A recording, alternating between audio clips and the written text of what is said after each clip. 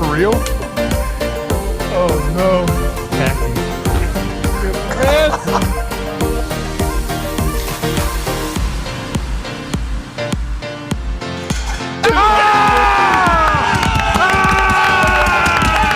Let's go!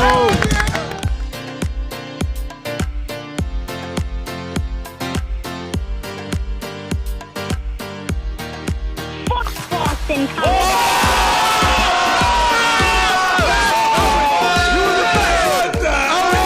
State of OH! Today.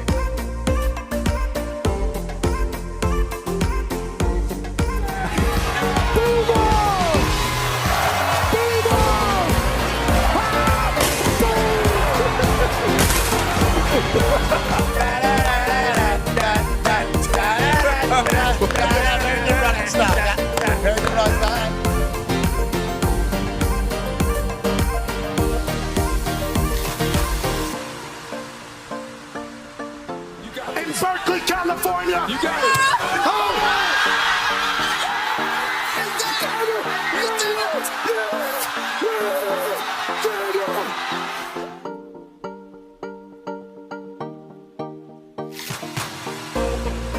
This one's for three.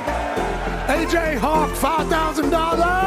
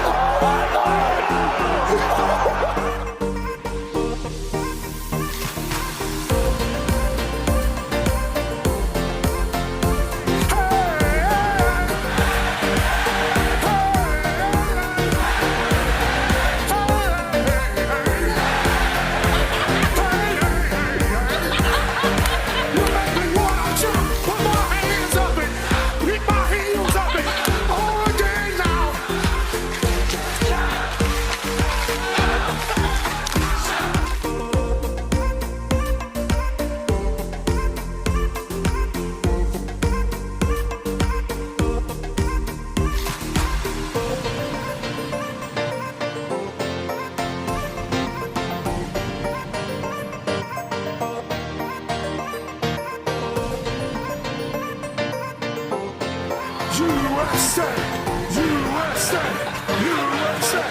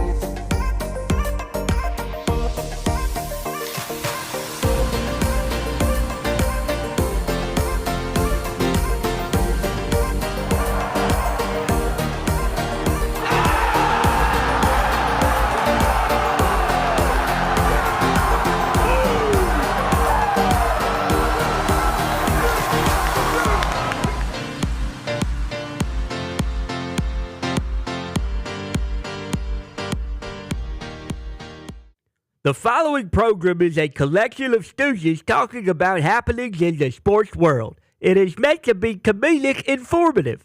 The opinions expressed on this show do not necessarily reflect the beliefs of their peers, their boss, or ESPN. There may be some cuss words because that's how humans in the real world talk.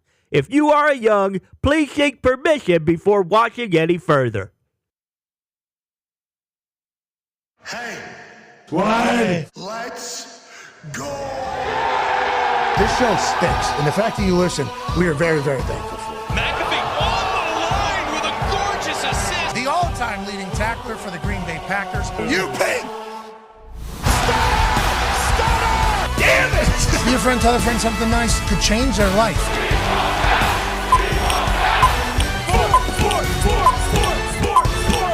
Hello, beautiful people, and welcome to our humble abode, the Thunderdome, On this NFL Kickoff Thursday, September 4th, 2025, this program begins now.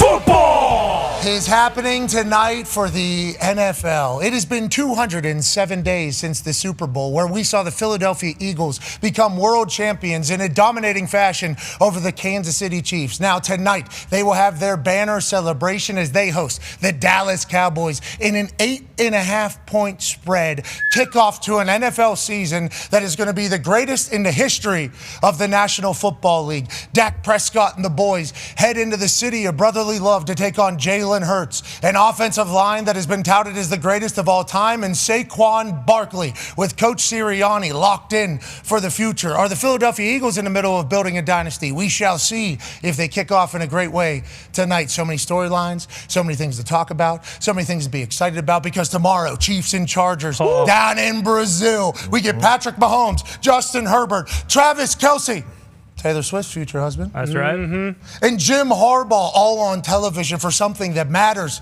And then Saturday is going to be a packed day of college football greatness. And then Sunday we have a full slate. And we have Scott Hansen in the Red Zone channel. Right.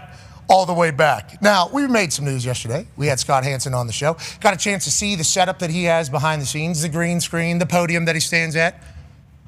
Turns out there was no bottle or catheter in there. That's right. Looked like there was a tube down at the bottom. Something weird. That he may be peed into, but he promised that it was just for electrical purposes to keep maybe a light on the podium or whatever. But he confirmed that there would no longer be 7 hours of commercial-free football starts now. It'll actually be 7 hours of red zone football starts now. Obviously, that became a firestorm across a football viewers' world on the internet. A lot of people were saying they're pissed off about that. I responded to Scott Hansen was saying, we don't care. Now, when I said we, I did think that I was speaking for a large portion of people, but when I said we don't care, what I meant was we're still going to watch. Yeah. We're still going to watch. And the only reason why I say that is because they started rolling in advertisements in the Red Zone channel last year. Started with L Raps. They had Christian McCaffrey out there looking cool. And as soon as I saw the Christian McCaffrey L-Rap on there, which every once in a while we'll do here on this commercial-free Pat McAfee show that happens every single day whenever we're live, Monday through Friday, hour-long commercial-free. But if you look right around us here, that would be considered an advertisement. That's right. So I think what had happened was whenever the Red Zone channel started running this, which is run by the NFL, by the way, I was called an ESPN and a Disney shill for saying we don't care about the commercials being added. What I don't think I said properly was obviously it's not as good if we're adding commercials. Whenever it was just pure with no commercials and we had paid for an upgrade of a product so we don't have to see commercials, that was better. But as soon as they started seeing a little bit of money from those L-Raps, I think all of us that have seen or been around the NFL for a long time just assumed that the commercials would be on the way. I was called an ESPN and a Disney shill for saying that. Look at this tweet. I mean, look at this tweet. They say, I miss you. I miss when you weren't paid by ESPN to lie, says Kenny with a middle finger to me, okay, with a middle finger. There was thousands of those calling me an ESPN and Disney don't even have Red Zone channel next year. I think it's 2 years they might not even have it. So ESPN and Disney aren't even involved with the Red Zone channel at this exact moment with this commercial being added. It would actually, I think, be Google and YouTube TV. So unless Disney called Google and YouTube TV and say, hey, can you guys add some commercials so that when we get it in a couple of years, when our show, this show right here, might not even be with ESPN and Disney whenever the time comes for Red Zone to be with ESPN and Disney. So that would be like Google would be the one making that decision if you thought it was the advertiser or the networks that were making the decision. The Red Zone's an NFL operated thing. The NFL is the one deciding who's doing it. They were just licensing the content that's coming through. So I was attacked a lot of different ways. I'm out of touch, okay, because I say I don't care about it. It's like what I meant to say is we'll still watch. Sure. Because we will. Yeah. Don't get it twisted. The Red Zone, now they're saying it's going to be a play-through method where they're going to run a commercial while you're still going to be able to see everything happening on the right side. Golf started doing this a lot. Yep. A lot of the play-through stuff. Brian Rolapp, former head of the media of NFL, now actually the president of the PGA or the chairman, I forget his title. Whatever, he has moved over to the PGA, big golf fan.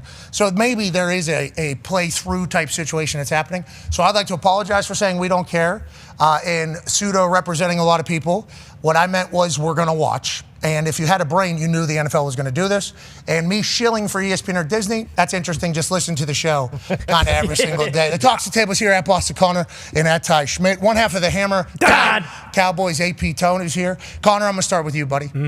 you've been floating as you've been rolling around this Thunderdome. Good morning. You woke up this morning just singing a different tune. You were flapping your wings pretty damn good. What an exciting day. 207 days since the last time we got to say there's an actual NFL football game. That one was the Super Bowl. This one, kicking off the greatest season of all time. It's a beautiful day, Con, man. Yeah, it's the best. And really nothing can bring me down today. You know, I drove into work this morning and I was feeling great, had the windows down. I thanked a soldier for his service. He told me basically, shut up, because the way I look, which if you could picture in the morning, I also had purple sunglasses on, so I was really feeling myself. And I got all the happy dogs on because it just feels like this is what today's all about. The more I thought about football coming back, it's just the more you think about the emotion of the game. You know, it sucks when your team is terrible. You know, it sucks when your team you think should be better, and it's great when your team is amazing, and it feels as though everyone on this stage, everyone in the back, everyone in this building, everyone in the world thinks that their team can be good this year right now. Hopefully. The Athletic actually put out a optimism meter, and they polled a bunch of NFL fans from around the league and asked them, you know, if they're optimistic or pessimistic. Up there, Broncos fans, 99% optimistic. Now, once again, these are people that signed up to do this survey. Sure. Probably very active on the internet, if I had to guess, and also very active fans online. Broncos, most optimistic. Philadelphia Eagles, 98%. We'll see if that continues. Yeah. We like the way the Philadelphia Eagles fans kind of easy come, easy go. What have you done for me in the last 10 minutes type fan base? Remember the last time they had a banner night in Philadelphia? Team was getting booed into halftime. That's right. You won a Super Bowl last year. What have you done for me this first half? Nothing. That could happen again. Nick Sirianni is saying he didn't even know it was banner night because he doesn't want any of the distractions. Love that their fans are at 98%. Riding the high of the Super Bowl World Championship, you should do that. Buccaneers, they love Baker down there. Mm-hmm. Ravens, good. Lions, good. Bills, good. Rams, they were like, hey, everybody's talking about how great the Philadelphia Eagles were. How about us last year in the playoffs? We were one possession away from beating the Philadelphia Eagles and ruining that entire story. Chiefs fans, I feel like always going to be optimistic with Andy Reid, Patrick Mahomes and them. Texans fans back up there. We had a bad year last year. That's not going to happen again. Vikings, Bears fans, okay. Outside of Chicago, I don't know if there's as much optimism. Inside Chicago, love that there is optimism. Seahawks fans, never talk about Seattle. We appreciate that you guys are jacked up. Patriots fans, we see that. The 19%, I think, are just naturally always going to be a 19% around the city of Boston and New England area. Yeah, that's what I was going to say. There's always going to be a 20% group of people that are like, nah, that shit ain't good. Yep. Like, that's going to happen, I think. Then you just start rolling through the rest of the list. Who's down there at the bottom? Oh, no. Oh, shoot. 93% pessimistic. Indianapolis Colts fans. Come on. I will say the people that are taking these surveys, I think, are probably big-time believers. Sure. Okay. Because we ran into a lot of these people not from Indianapolis. They picked up the Colts as their team, I think, because Anthony Richardson came here and how exciting Anthony Richardson was going to be. Young group of Colts fans. I don't think they know a lot about anything that has happened before or didn't experience it before, but they were very passionate, and we respected and appreciated that. And then when it goes the way it goes with AR and everything kind of happens, they get very pissed off at everybody else but AR. Sure. You know, so they're mad at, obviously, Chris Ballard. They're mad at Coach Steichen for not developing him. They're mad at ownership of the building. So obviously, I think they are very upset with the Indianapolis Colts as a whole. And hey, I don't think the Colts have done a lot over the past, I don't know how many years that should say you should be that optimistic, but I think there is certainly a group of fans that would definitely take an online survey that would say this Colts team's the dumbest franchise in history because they potentially believe that AR was going to be the greatest quarterback of all time. And you could put me down as a believer at the beginning and at the end. In the middle, when I was hearing things the way it was going, I wasn't necessarily all in. Still young, still has a chance. But Colts fans that jumped on board because of him, they certainly think that everything's downhill. Danny Dimes knows that 93% is betting against him. Yeah. Exactly. Same with DeForest Buckner and the boys. But what we're saying is all these teams, no matter how optimistic their fans are, all have a chance to go win a Super Bowl. One half of the hammer, Dahn. Cowboys, AP Tone is here. Your Pittsburgh Steelers have a chance this year, it feels like. Got to beat the Jets. Oh, yeah. Got to beat the Jets. Justin Fields and the Jets got to beat the Jets week one. Aaron Rodgers is locked in. He's giving interviews talking about it's just the next game. It's the first game. Let's keep it moving. Let's talk about tonight's game. 8.5-point spread. That's big. That feels very big for an opening night, especially a banner night. Something that could play a little cagey. What are the people on right now, and why do you think it's so big? Yeah, so it opened this summer at 7, which is a classic, Super Bowl hosting a team that didn't make the playoffs. 7 felt good. A lot of people early were on the Eagles. It got bet up to 8.5. It's kind of settled in there now. 62% of the people are on the Eagles. It was as high as 80% at one point, so there has been some Cowboys money coming in as of late. I think it's just we looked at the graph right there, and yes, that's the fan base. But but that's also the total NFL fan base. I feel like right now, just because of everything that's happened over the offseason, everyone is still very, very high on the Eagles and very, very down on the Cowboys because of everything that's happened with Micah Parsons, everything like that. So, yeah, majority's on the Eagles tonight. 8.5. That's a hefty line. It's a hefty line for sure. Yeah, opening night 8.5 is crazy. A lot of people would say, why would you pick the Cowboys to be the Eagles' opponent on opening night if it's going to be more than a one-score spread in the sportsbook's eyes? And Jerry Jones would say, because Right. Because you do put the Cowboys on opening night if you can. If you haven't been seeing the documentary, yeah. If there's a division game that's going to be a kickoff opening of the NFL season, the Cowboys are going to be in it. You're welcome. And the sportsbooks say, well, that's good, but it's not going to be a one-score game. Yeah. 8.5-point spread is how it's going to look. And I know that the Philadelphia Eagles are obviously the best team on paper and in the NFL right now, so I don't want to say they're North Carolina. But everybody at that game was talking about North Carolina. TCU had a lot to pull from. Sonny Dykes had a lot to pull from. That entire team had a lot of chips on their shoulder, and they just steamrolled UNC. Is there a chance that this Dallas Cowboys team, who's been viewed as the dumbest team in the NFL, Kenny Clark has been brought in there? Who cares?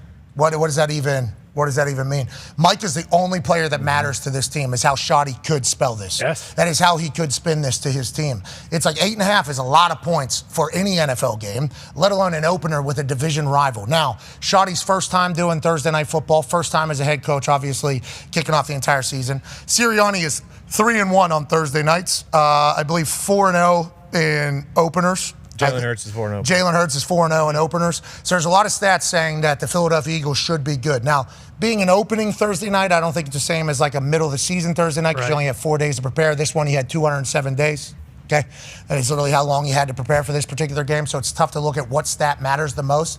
But like this Philadelphia Eagles team, loaded. And the Dallas Cowboys have been told that, and they've also been told that they don't matter because number 11's out of the building and he's in Green Bay. A lot of motivation potentially from the Cowboys, Ty. Yeah, I mean, talking about it in terms of like the parallel with North Carolina, I think is good because that's like a bunch of college kids who we have no idea, like, and have never seen them play. Like the Cowboys have a lot of good players on their team still. So it is interesting that it's like you lose Micah Parsons and it's like, hey, it's the worst team in the NFL. These guys are going to get killed. Like they have Dak, they have CD, they have George Pickens, Kenny Clark, you mentioned him. Like they still have a lot of good players. So yeah, we don't see this in an NFL game very often, at least going into it. Like you mentioned, everyone understands how good the Eagles are, but like a lot of people thought the Cowboys before the the trade of Micah, a lot of people were picking them to win the division and go deep in the playoffs. So it's like, let's not sleep on the Cowboys. They're obviously still very talented. Yeah, their fans are sleeping on them because if you go by The Athletic, I think Cowboys had the third lowest optimism rate from their fans, which could also just be people on the internet saying they're Cowboys fans, saying this team's ass. This team's ass. You know, you never know what's real and what isn't whenever you have anonymous surveys. But I think it is pretty telling on how people feel about the team as a total. And Dallas Cowboys, everybody's out on. I mean, we turn on TV, and we were included. Jerry Jones, this guy's the dumbest guy of all time. No doubt. 2 first-rounders and Kenny Clark. And people are saying to Kenny Clark. Long in the tooth. Yeah, exactly. 2 first-rounders? What? Yeah, right. You got a dumb guy running the team. You got no talent on the team. And you got a head coach that has no idea what he's doing. That is literally what has been said about the Cowboys. Now, if the Eagles come out and just smack the Cowboys around, possible. which is certainly possible. Eagles have done that to teams in the past. And what they can do with their front four, the Philadelphia Eagles defense, they can make any team look stupid. Anytime. You could have the best pass game in the entire league. If their front four are just destroying your offensive line, it doesn't matter. You might have a great run game, but if those two, Jalen Carter and the boys in the middle, just 2-gap and hold that thing up, you have no run game. It's like if those front four want to demolish and destroy your offense, they can do that. And they have proven that time and time again. Will tonight be a night that they can? We shall see. And then whenever you think about the offense, it's like that offensive line is still the Philadelphia Eagles offensive line, right? Oh, yeah.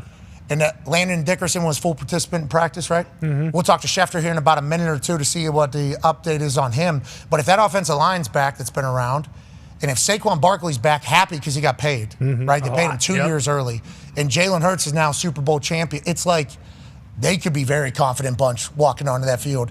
It's like Philadelphia Eagles could just smack the Dallas Cowboys around, and then tomorrow morning, Jerry's the dumbest of all time. Oh, yeah. Oh, my God. Shoddy, it is going to be fired. Incredibly loud. That's why this is a perfect kickoff to the NFL season in my eyes. Yeah, so juiced. But you brought up the Cowboys defense. Like, Eberflus being there, I would assume helps definitely to start. But without Micah, they still have Diggs and Bland at corner. That's got to be one of the better cornerback duos in the NFL. Kenny Clark, people saying he's long in the tooth. He's got to be the most angry guy in America because he essentially got the Anthony Davis treatment during the Luka trade, except even more so because the team that he's going to is so stupid for doing what they did, and he's the guy that is getting traded for. Like, that adds into it too. It just feels like the college thought as well.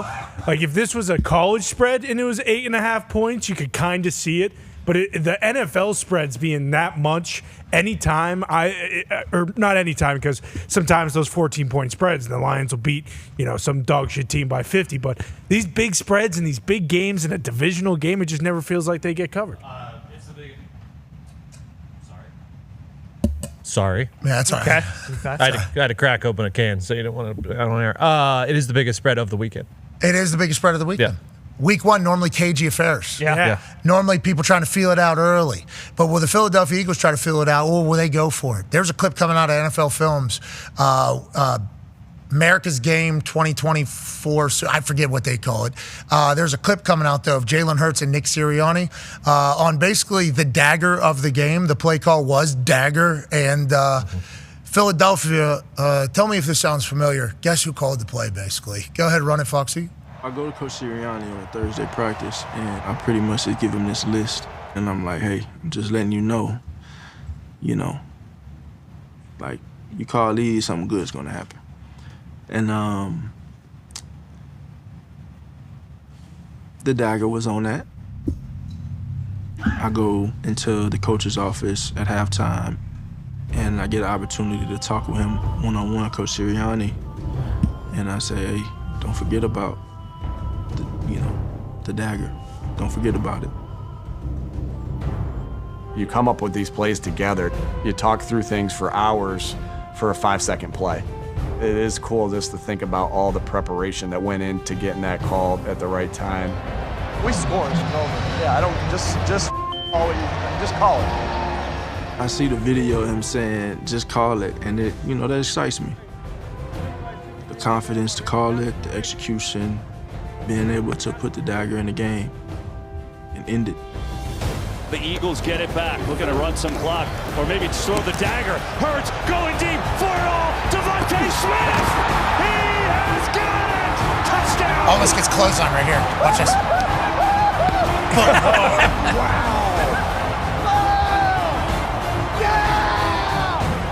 From the call to the protection, from the pass to the catch, the dagger was how you win pretty. Great quote. I love when they doubt you. They can't with you. You're that man. With you, dog.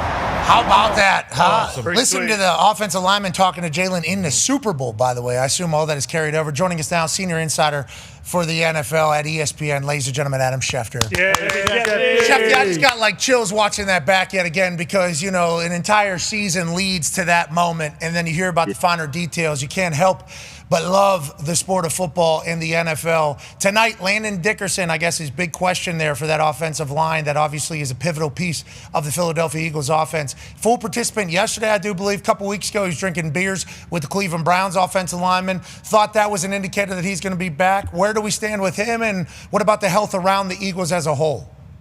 Well, he's off the injury report. He's going to be out there tonight. I don't think there's any question out there tonight. It's amazing because if we go back to the night he was hurt in a practice at the Link. It was a late night practice, and everybody went down, and I remember Eagles fans being despondent, like they may have just lost this behemoth of an offensive lineman, maybe the best guard in all of football, to a season-ending knee injury. That was the fear at the time. He had knee surgery, arthroscopic surgery, got it cleaned up, and a month later or so, he's going to be out there tonight. Is he going to be at full strength? I would guess not, but he's going to be out there playing, just as he played in the playoffs last year when he wasn't healthy, just as a lot of these offensive linemen do when they're not fully healthy. And Landon Dickerson will be out there trying to open holes for Saquon Barkley against a Cowboys defense that has struggled against the run in the past and has made a move that we've heard a little bit about in the last week to try to upgrade that with the addition of Kenny Clark. That's literally all Jerry kept saying is, I know we're going to run the ball. Playing against the Green Bay Packers, we're going to try to get the lead and we're going to run the ball. Okay, that's what we're going to try to do. Jerry Jones has been very adamant about not being able to stop the run and saying, hey, that's what we have to do. Eberflus, first year back, how's the defense responding to him behind the scenes, and what should we expect from Kenny Clark, who's probably highly motivated to make a great first impression here with how much he's kind of been cast aside? Yeah, well, I think that's where the Cowboys' hope is, right? That Matt Eberflus has done a really good job in the past with defenses, and he can come in and implement his scheme and his system, and you hope for the type of improvement that Dallas has been seeking. And again, when Jerry sat down after the Micah trade to explain his thinking on it, that was really one of the big takeaways, is that they felt like they really had to do something with their run defense. And it was interesting because they didn't really draft anybody in that area until I believe the 7th round. So if it was such a priority now, it should have probably been in April as well, and they didn't address it the way they wanted to or needed to in the draft.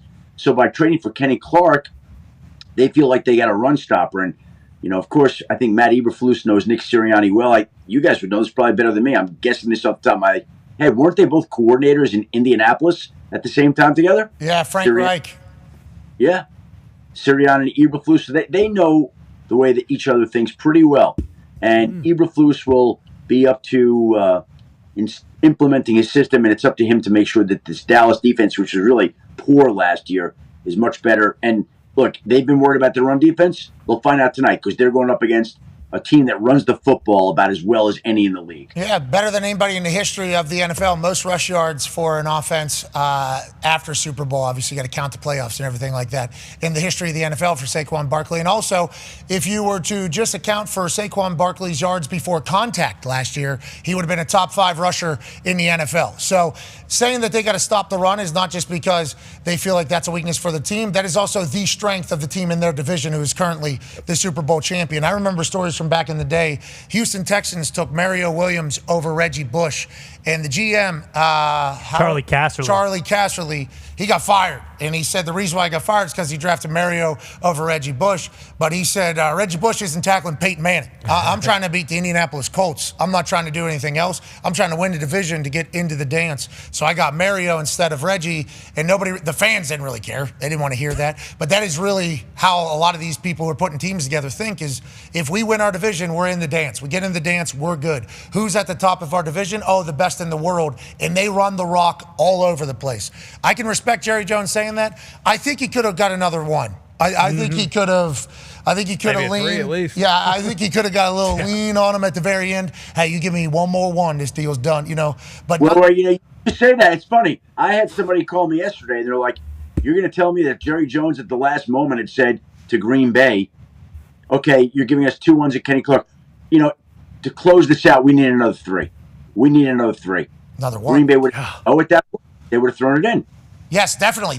I actually said the exact words this morning as I was in here. It was like, Jerry maybe has lost his fastball, because at the very end, everybody's happy. We're almost close to a deal getting done. Ba-da-da. And then it's like, second gets this thing done right now. Actually, another one gets this deal done right now. We're going to throw this away over a 1. You guys got a deal done with Micah. You already got that figured out. We already got the other assets figured out. One more 1, 3 years from now. That ain't going to be. Well, I don't know if they would have gotten 3 ones, Pat, but I think at that moment you make a request for 1 more pick. The way that somebody explained it to me was I would have asked for a 3rd. And I think that's plausible. You want to ask for something, but not a ridiculous amount. You have the trade in play. Hey, guys, to close, I need another 3. I'm talking about my people. Just throw in another 3, and we'll close it out. Mike is yours. Okay, so there was also a report that another team was involved. I think that was that you that reported that? I'm not 100% sure. And it was the Eagles. Howie calls in and goes, hey, heard you have a problem over there? Didn't know if you wanted to trade them in a division. Is that real? That's real. And, I reported this morning. Basically, the way I understand this is that the Eagles definitely were in on Micah. Now, again, I want to be very clear. I don't think the Dallas Cowboys ever were going to trade him. But that was not for a lack of effort from the Philadelphia Eagles. And there are a few things that I found really interesting about it. Number one, there are a lot of teams out there that say, look, we'd love Micah. We just can't afford it. We can't make it happen. Well, here's the Philadelphia Eagles, who have paid Jalen Hurts, who have paid Saquon Barkley, who have paid A.J. Brown, who have paid Devontae Smith, who have paid people on their defense like Zach Bond. And they're saying, you know what? I know we can't pay, but it's Micah Parsons, and we're going to find a way to pay. And I don't know what they would have done, but I think it's common sense to think we're just talking about what the Green Bay Packers wound up giving up to the Dallas Cowboys, 2-1s in Kenny Clark.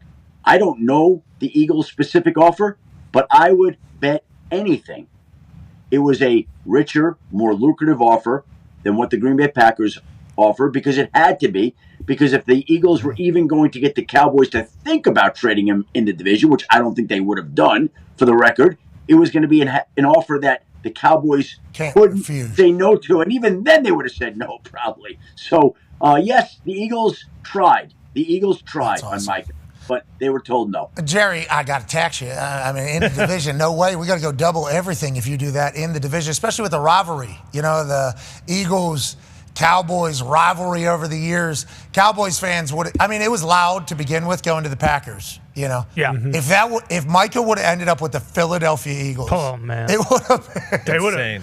I love that Howie's just snooping around, though. Hey, how's everything? Mm-hmm. What do you got going on down there, Jerry? Everything okay? I don't know what hotel you're staying in whenever you come up for opening night. I got a new place to open up. I think it'll be great. Also, Micah, you guys moving on from? Jerry going, I can't. No way can I. Well, what if we? I mean, can you imagine Micah back in Pennsylvania, where he grew up, playing with Saquon Barkley? I mean, they'd riot on that D line with that D line already. I mean, it would be. They would go to. This is Kevin Durant heading to Golden State. Yep. You know that is a because he would just be able to do whatever he wants on that defense. Him and Jalen Carter. Hey, we'll take care of everything else. He's not good against the run.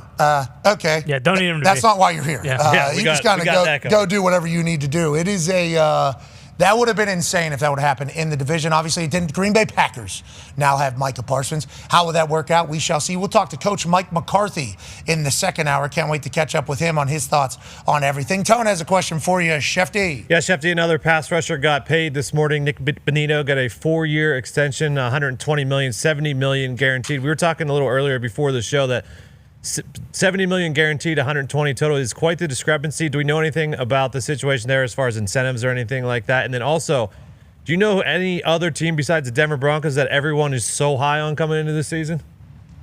Well, they certainly are one of these picks that's a little bit trendy and a little bit hot right now. And I think part of the reason they're hot and trendy is because they have done such a great job of keeping their own players. Mm-hmm. They give Bonito that deal.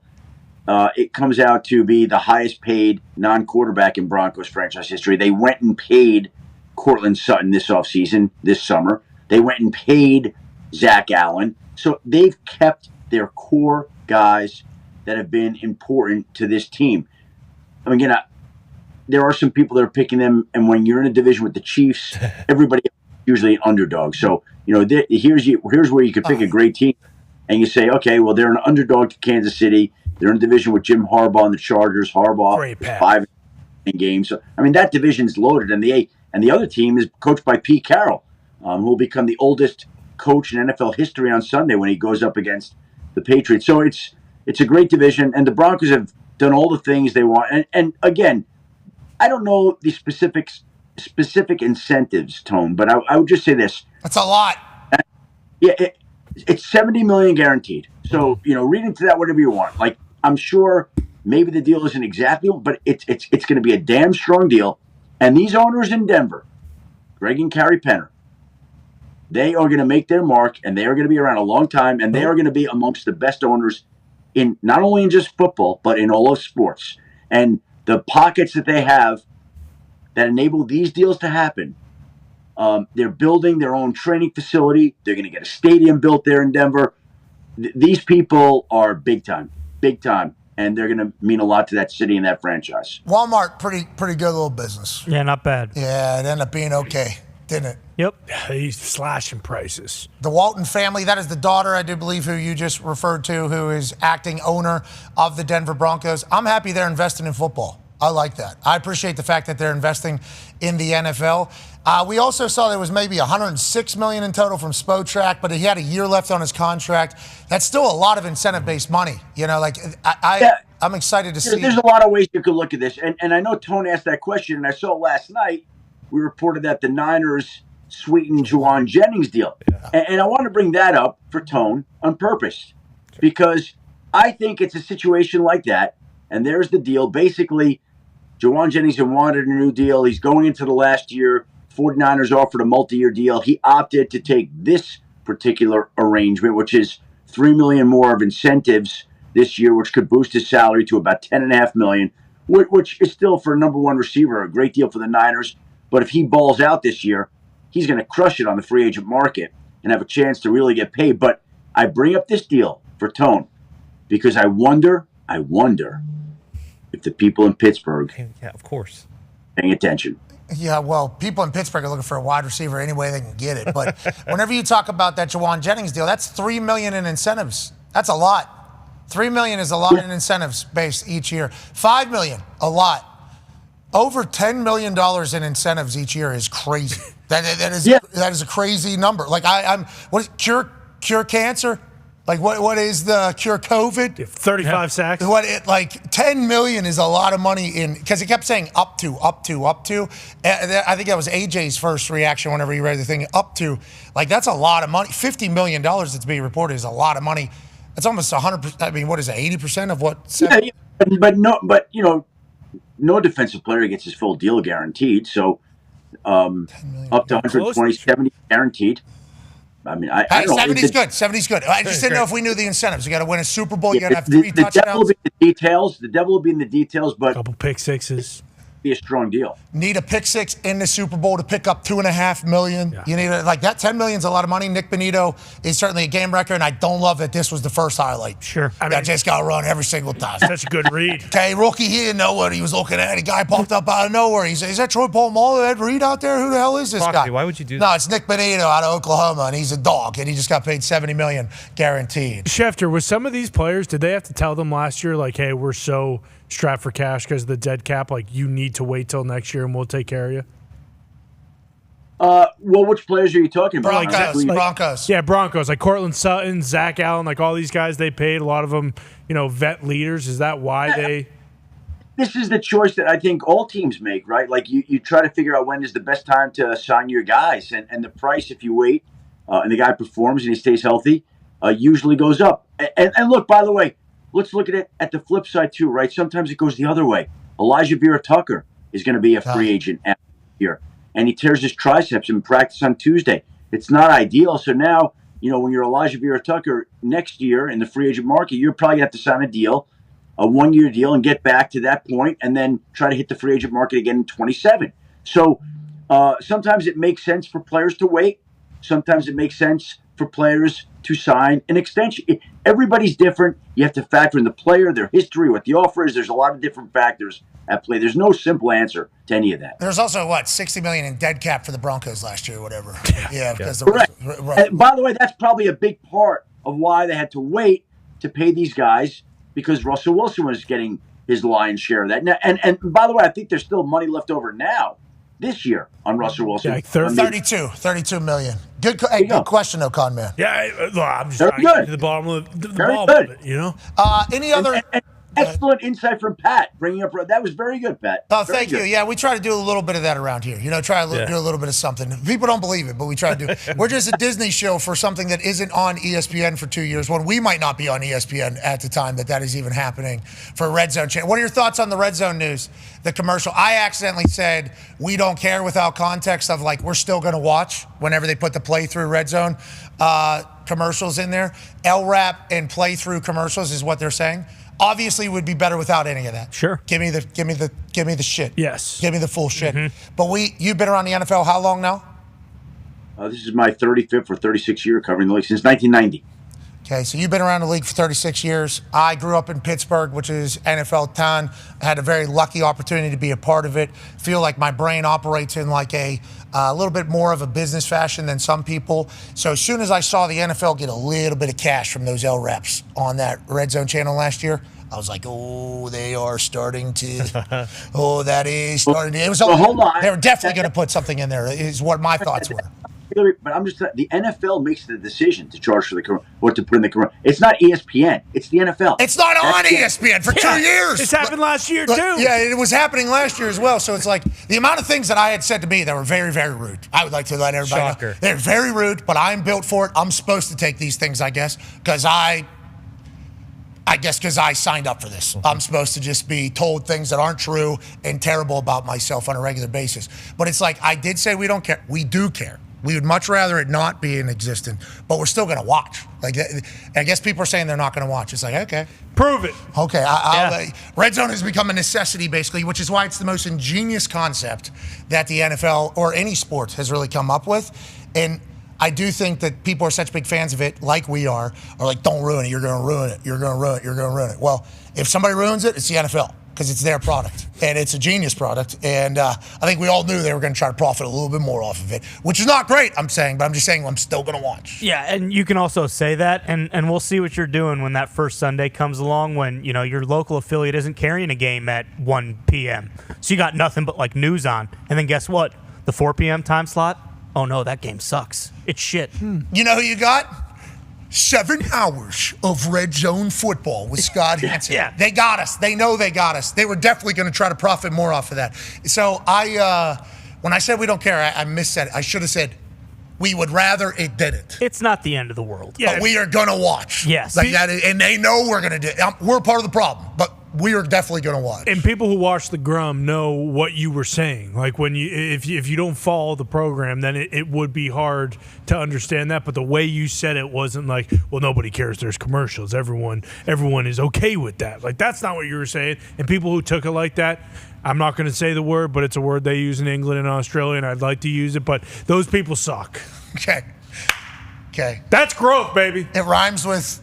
Yeah, nothing. It doesn't rhyme with anything. I think so. In other countries, very normal. Yeah. Ain't a good descriptor of these particular situations. Mm-hmm. But here, we would never do that. Okay, let's talk about tomorrow. Chiefs Chargers. I heard there's bad practice field down there. These boys are trying to do a walkthrough down in Brazil, and they can't do it because the field's shit. It is absolute shite. Now, whenever we went and played in England, we were staying at a hotel/golf course. We did our practice and walkthrough on a field that was kind of in the back. It was obviously not a desirable football field, but it was kind of like a park situation. And we weren't really going hard. I mean, it was just kind of test out the legs a little bit. Let's move around. They're probably doing walkthroughs out here. Still have to get work done. What is the conversation around? That guy's locked in, by the way. Yeah. That guy is not. Don't even think about it. Don't even look at the grass, actually, with that guy. They're lucky they're filming with that guy on patrol, to be honest. What is the conversation about Brazil? How does everybody feel about how the game's going to go? Because obviously the track last year, a little slick during the game as well. Well, it's a repeat of last year is what it looks like. I would think that it should be and would be better this year. I have not gotten any firm reports about the field condition being an issue, but if there are early complaints, as you're saying, that's not an encouraging sign. That doesn't look great right there. But I think you understand that when you step outside of our country into one of these games, you just don't know what you're going to get, and the elements are different all the time. Remember the teams there last year, this year, they're told to just stay in the hotel. They don't want them leaving. They don't want any security concerns. They don't want any security risks. It's a strange thing, and I think week one is such a unpredictable, challenging week for so many people. And when you introduce a game like this, it becomes that much more challenging and difficult to navigate. But here you have two great teams where they have excelled and shined in spots like this. Andy Reid has been superior when he's given extensive time to prepare for an opponent the way he is in an opener with the Chargers. And Jim Harbaugh's 5-0 in opening day games in the NFL. He's done a great job getting his teams ready. So two AFC West juggernauts going at it in probably a little bit less than ideal conditions, but the league wants to continue to grow the sport all over the world. They were very pleased with the experiment in Brazil last year. They're back again this year, and I would imagine they'll keep going back there and keep growing the sport. I remember we were doing some business with DAZN, and they talked about countries that love the NFL that they have the international rights for. Brazil was always one of those countries that they were like, hey, they love the NFL down in Brazil.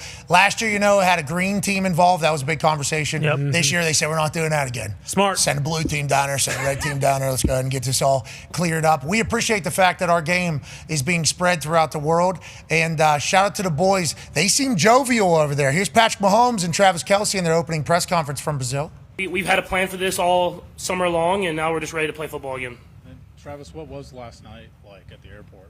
Oh man, it was crazy. It was a lot of fun seeing all the fans there, and he had that one coming for telling everybody I didn't know where Brazil was on the map.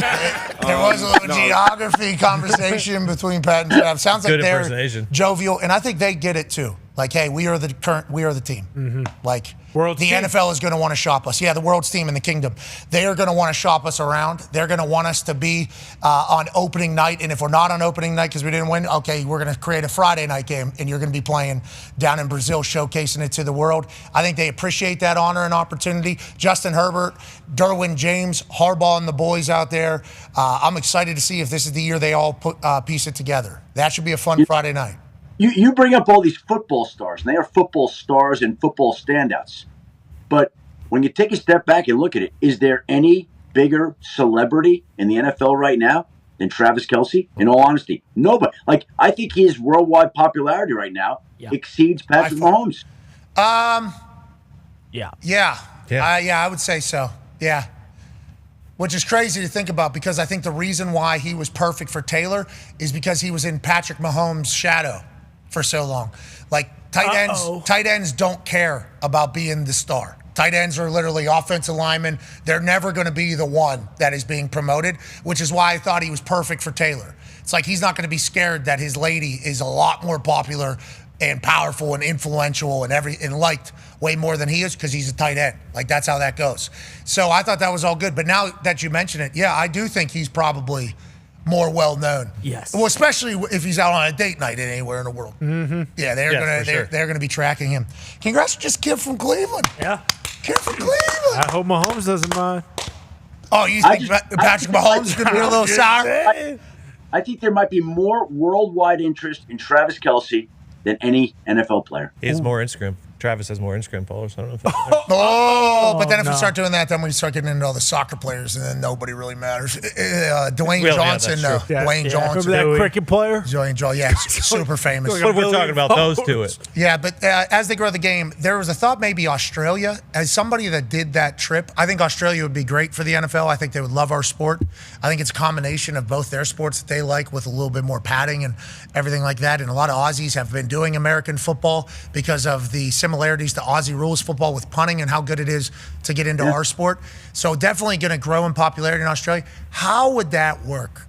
It's so far. It is so far. That's 16 hours from LA.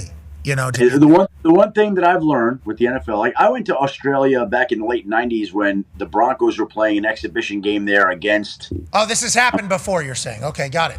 Oh yeah, no, they've done it. It was in the preseason. I went to Australia with the Broncos when I covered them back in the early '90s. They played a preseason game there. So look, here's the deal: if the league feels like it's worth its while and it's going to make enough money to go play a regular season game in Australia, it's going to go play a regular season game in Australia. And I would think that it's only a matter of time. The time difference, they'll figure it out.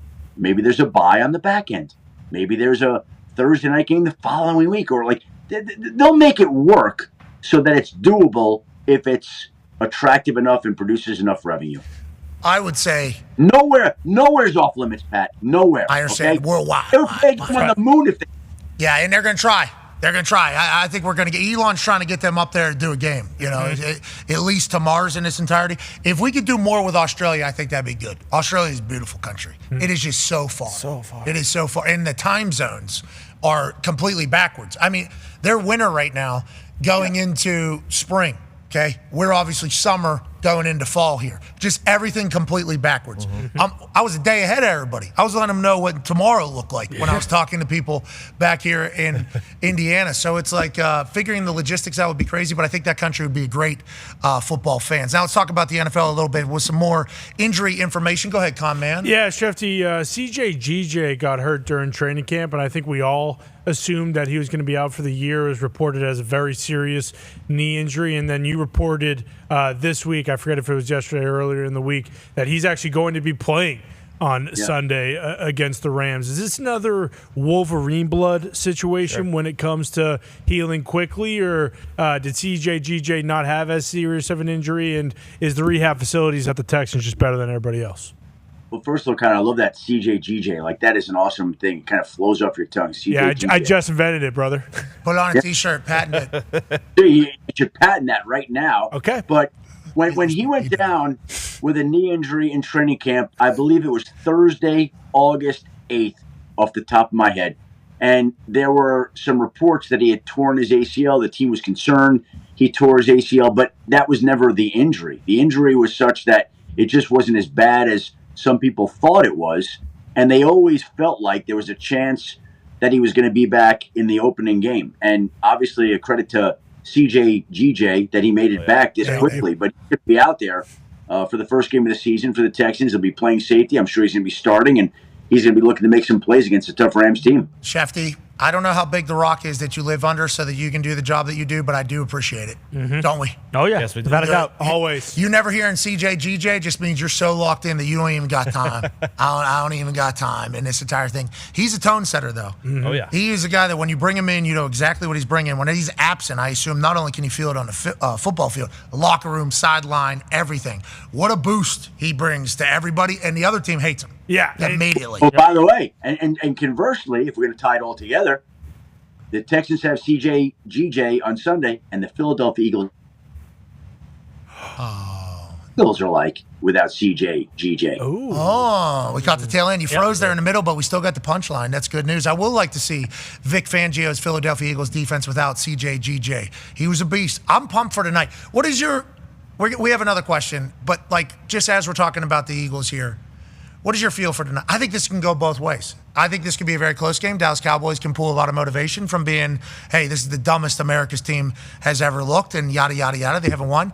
And I think the Eagles could maybe blow them up. Like, I have no idea how it's going to go, which I think is a good thing. Sportsbook saying 8.5. That's the biggest spread of the weekend. That being opening night is Jerry Jones saying, doesn't matter. I am on opening night, the biggest numbers. You need me. What are your thoughts from talking around the league on how people see this all going? I think that opening weekend is always very difficult to predict. If we go back a year ago, I remember my father, I'll give him a little shout out, Jeff Schefter, telling me, are you kidding? I got my survivor figured out. The Cincinnati Bengals are a lock, and lo and behold, the New England Patriots go in and beat Cincinnati in Cincinnati. So the one thing about opening week is really these teams, there are some results that always come out and shock people. Now, maybe it's Dallas going into Philly tonight. I think Super Bowl champions since 2004 have a 15-5 record in this game. Dak Prescott has played very well against the Philadelphia Eagles. He didn't play in either game against the Eagles last year. And so Dak, when he's played against the Eagles, has been at his best.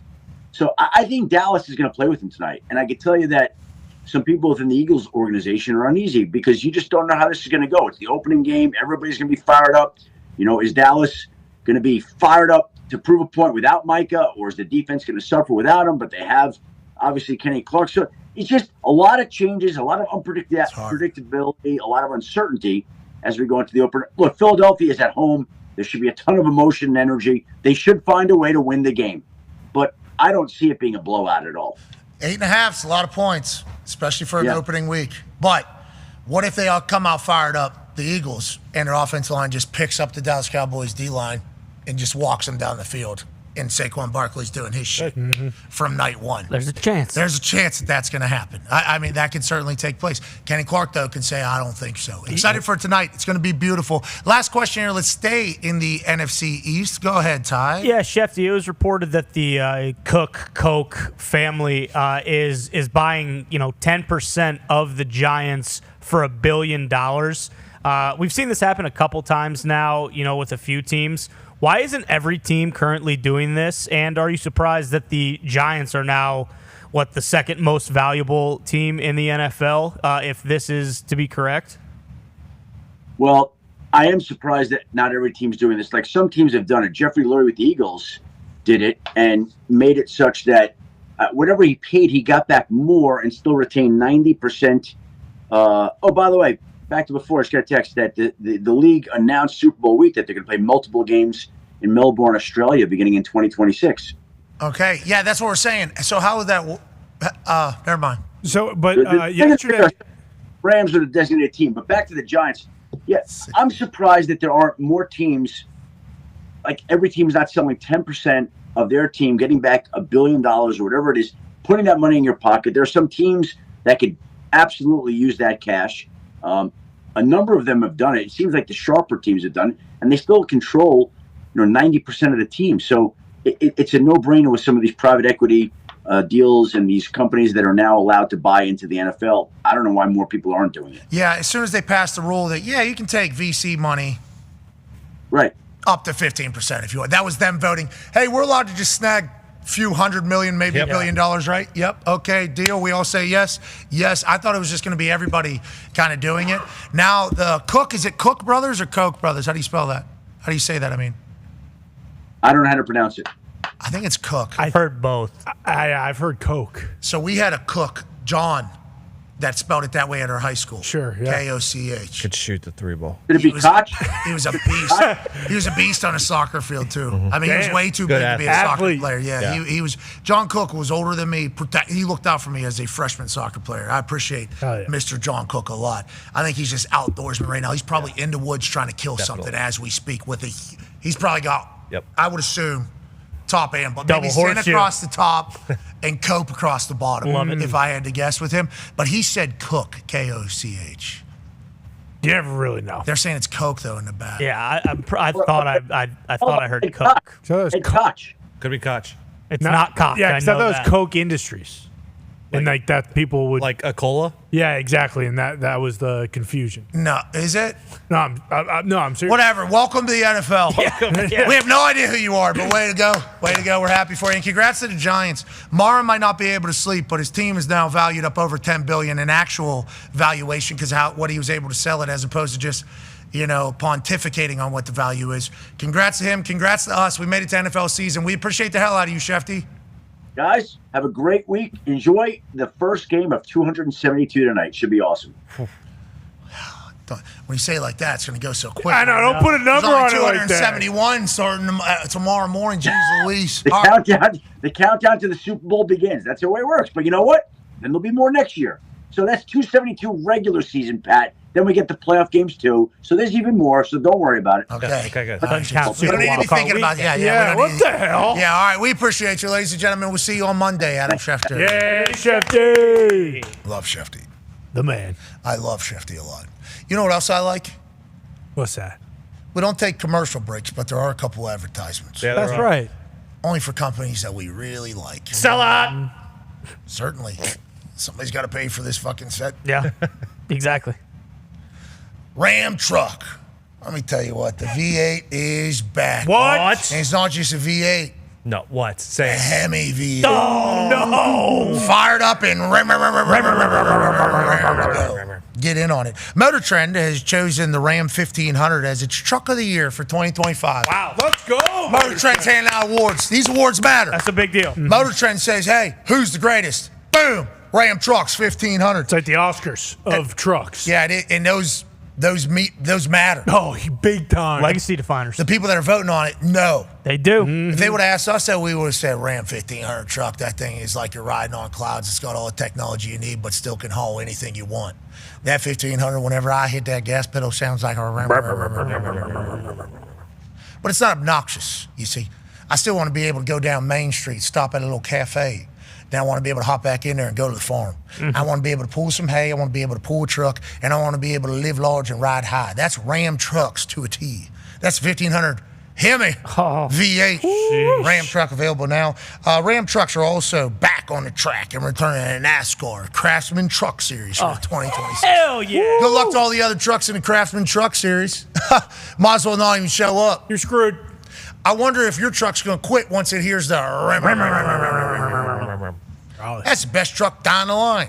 Ain't that the truth? That's Ram Trucks. All right, some things we did not talk about. Damon Payne, who currently plays for Michigan, defensive lineman. It's not good for Kalen DeBoer. He was allegedly in a conversation and said, yeah, man, I feel better this year because we actually work out at Michigan. That's basically what he said.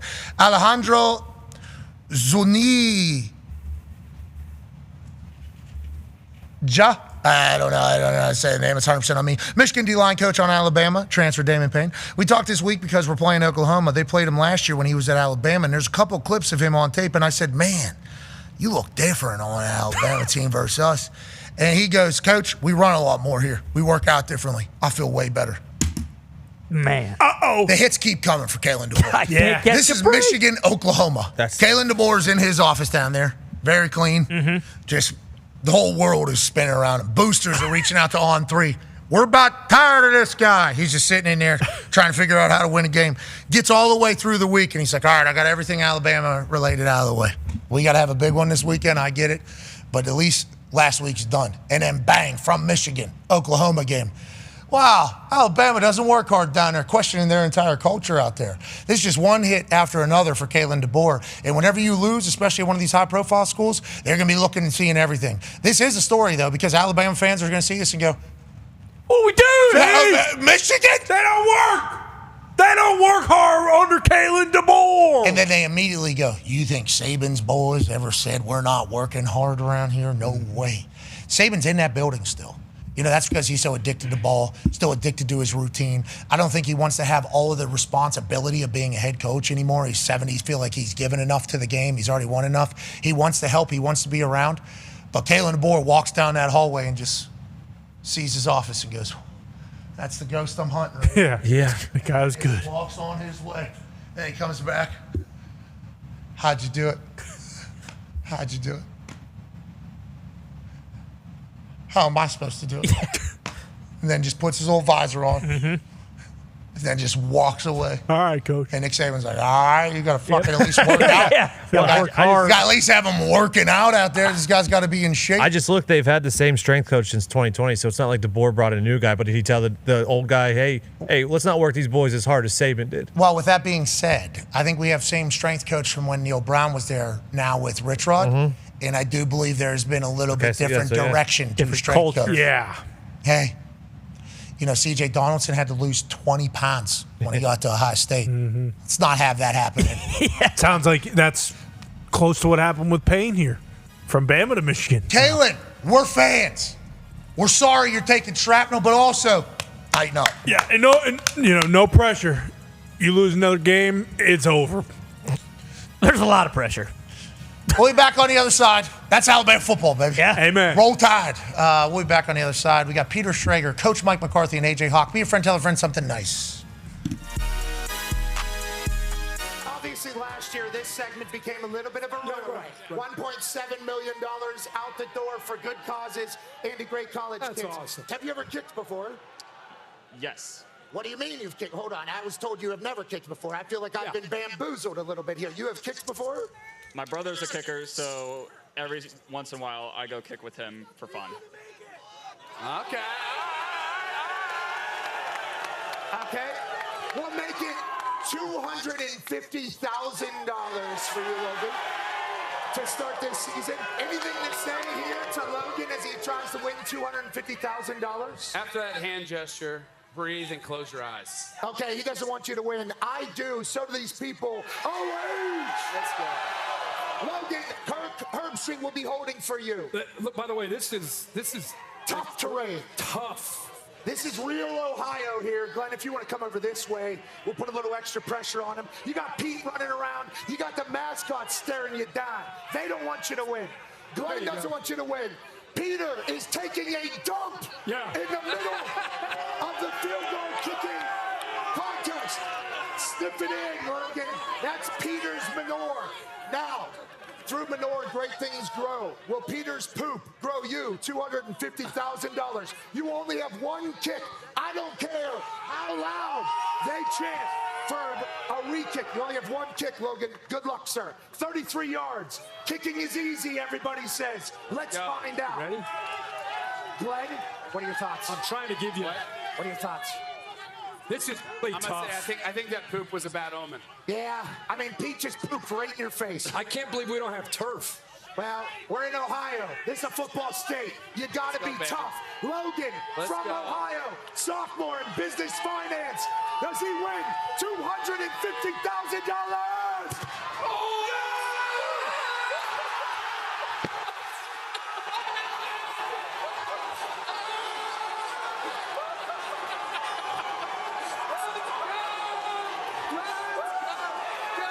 Watch the poop. Watch the poop. That's what I'm talking about. Jeez. Logan, congratulations. I'll tell you what. $250,000 week one of the college football season. Thank you for showing up. I'm proud of you. How do you feel, buddy? I feel amazing right now. That was amazing. I don't want to be the bearer of bad news. You definitely stepped in Peter's poop during your celebration, but who cares? Buy yourself some new shoes from Glenn Powell, Kirk Herbst, and Stanford Steve. Back to you, Reese. What a start. What a start. The following program is a collection of stooges talking about happenings in the sports world. It is meant to be comedic informative. The opinions expressed on this show do not necessarily reflect the beliefs of their peers, their boss, or ESPN. There may be some cuss words because that's how humans in the real world talk. If you are young, please seek permission before watching any further. Hey. What? Let's go. This show stinks, and the fact that you listen, we are very, very thankful for it. McAfee on the line with a gorgeous assist. The all-time leading tackler for the Green Bay Packers. You pink! Stop! Damn it! Be a friend, tell a friend something nice could change their life.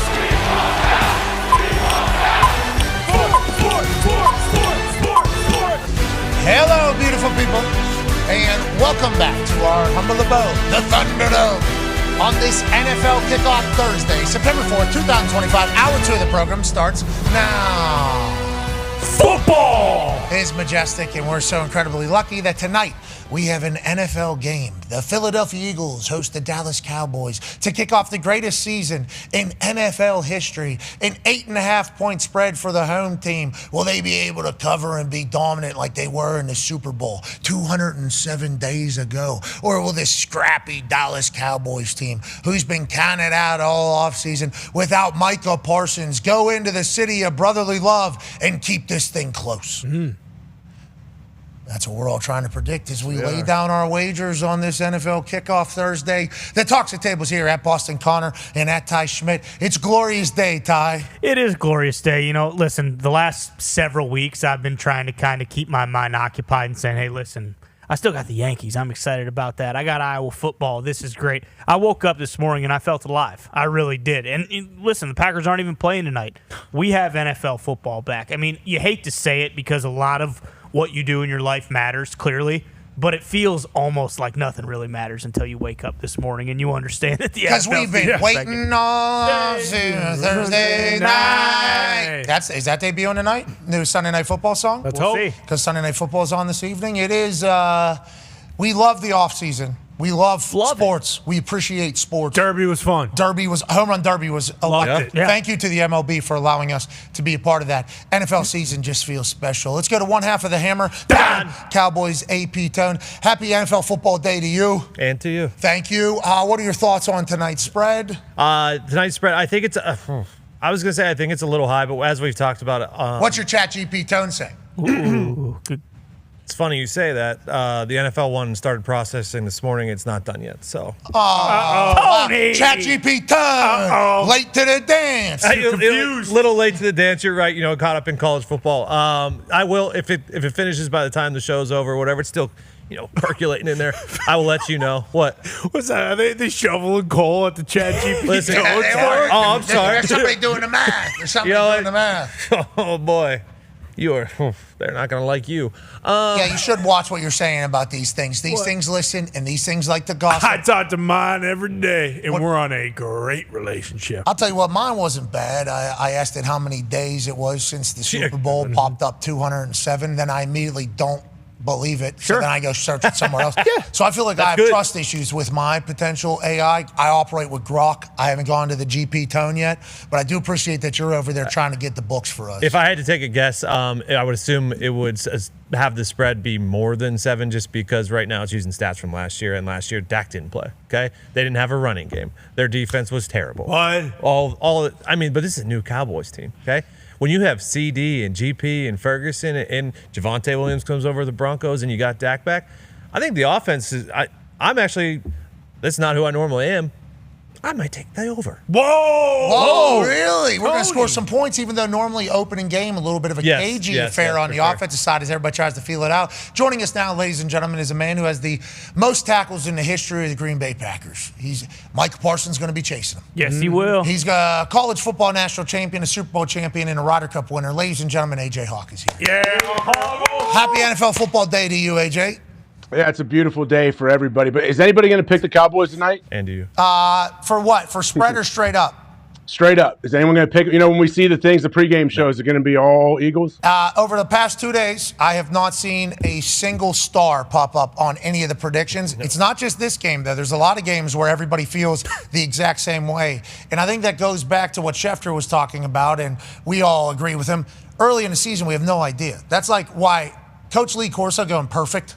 College football, week 1, is insane because nobody has a clue who's going to show up except for Coach Corso. But nobody has a idea of what team's going to be what. Of course, you assume the Philadelphia Eagles are just going to pick up where they left off last year at the Super Bowl. Of course, you're going to think that the Philadelphia Eagles learned who exactly they were during that playoff run when they were very dominant, and they're just going to carry that into the season. There's still a bunch of new pieces. There's new operations. There's a new feel. It's a new time of year. There's so many different new things that you have to have a question mark around all of the things that we assume to be true. And then for the Dallas Cowboys, it's like they can be very motivated. Yeah. And motivation is a big deal in football, especially with how physical it is, especially on opening night where things can be a little bit ugly, maybe not put together. It's like Shoddy getting his opportunity to lead the Cowboys. It's like you're welcome for the amount of shit that you could just pull from and motivate the boys. I have no idea what's going to happen tonight, genuinely, but I think the safe thing and the easy thing to do is just the Eagles are going to win, and that's what everybody has done on these game shows or on these shows that are picking, AJ. Yeah, I mean, I know the Eagles, believe me, they are absolutely stacked and loaded when it comes to talent and where everybody is. But the Cowboys, this is like a win-win situation. They could have a moral victory if they keep it close and look pretty good. So I think for the Cowboys, like, they have great things. Hey, guys, nobody's giving us a chance. Here we go. We can shock the world here week 1. But what if they lose by 20? Yeah. Yeah. Yep. That's when That's lose. tough. It'll be loud. It'll be loud. Exactly. And I think that's a possibility. Like, I think there's so many possibilities for this game. Like UNC TCU. I actually said during my pick, this could go very different directions. Yeah. Yep. You know, like, could Bill Belichick figure out how to out-fundamental and out-scheme TCU? Maybe. There's a chance. That first drive, here it is. It's happening. We knew TCU's offense was going to score, so were they just going to battle possibly? But then for TCU to blow them out, I was like, that was always a possibility. Nobody had a clue who was on this North Carolina team. Feels like for this game, anything's possible. This Dallas team has won, right, on a regular basis in the regular season. Like, that is what it is done. This is a regular season game. Getting 8.5 points in of itself, disrespectful. The entire world calling your team dumb for letting one guy leave the building. And I haven't heard a lot of people coming out saying we miss him. No, not at all. Nobody has. I haven't heard that. Now, nobody's been asked. Maybe they've been told not to say anything. I think Dak was like, nothing needed to be said and like just kind of move along. We don't want to cause any more drama. There's already been enough drama. There's a chance that is very real. But it feels like both sides happy with the trade, team included. So if you're Shoddy, you're sitting in a good spot for things that you can put up on the bulletin board to let the boys know about. Yeah, like aside from the broken heart tweets from a couple of them, there really hasn't been the glowing, like, hey, without Micah, we're going to miss him so much. He meant so much to this team. There hasn't been any of those. But even just looking at the Cowboys' offense as a whole, it could be Dak's best offense he's ever had. You know, we've never seen Shoddy as a play caller, but just when you're thinking skill, George Pickens, CeeDee Lamb, both. I mean, you could argue CD definitely already in his prime. George, you could argue kind of getting there. Maybe this will probably be the best quarterback he's ever played with, George Pickens. Ferguson just got paid a bunch of money. We always talk about that year 1 to year 2 jump for rookies. Their rookie O-lineman Booker from Alabama, he's supposed to be their dude this year up front. So who knows? 8 points is a lot. 8 points is a lot. Connor's heavy on the Dallas Cowboys, as you can hear through him talking through the first hour and 8 minutes of this show. Once again, we are commercial free for this second hour. What? Terrible guy, coward, sellout. Commercial free. Now, it doesn't mean we're advertising free, but we are commercial free. It's almost as if that is what we would prefer, you know, in most things, as if we stood on a table for that to be a thing, and we do it every single day. With that being said, ESPN Bet is taking bets now. For anything that you would potentially want to wager on this evening's NFL kickoff, ESPN Bet is there for you. Bet $10, get $100 in bonus bets. That's what it says. You should look into it entirely to see how you get that $100 in bonus bets. That is just smart. And use promo code GET100. Yeah.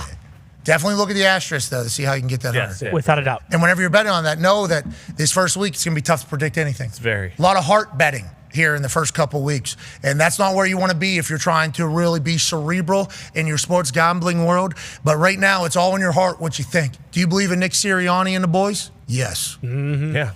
Do you believe Shoddy will have the boys be able to keep this a fight?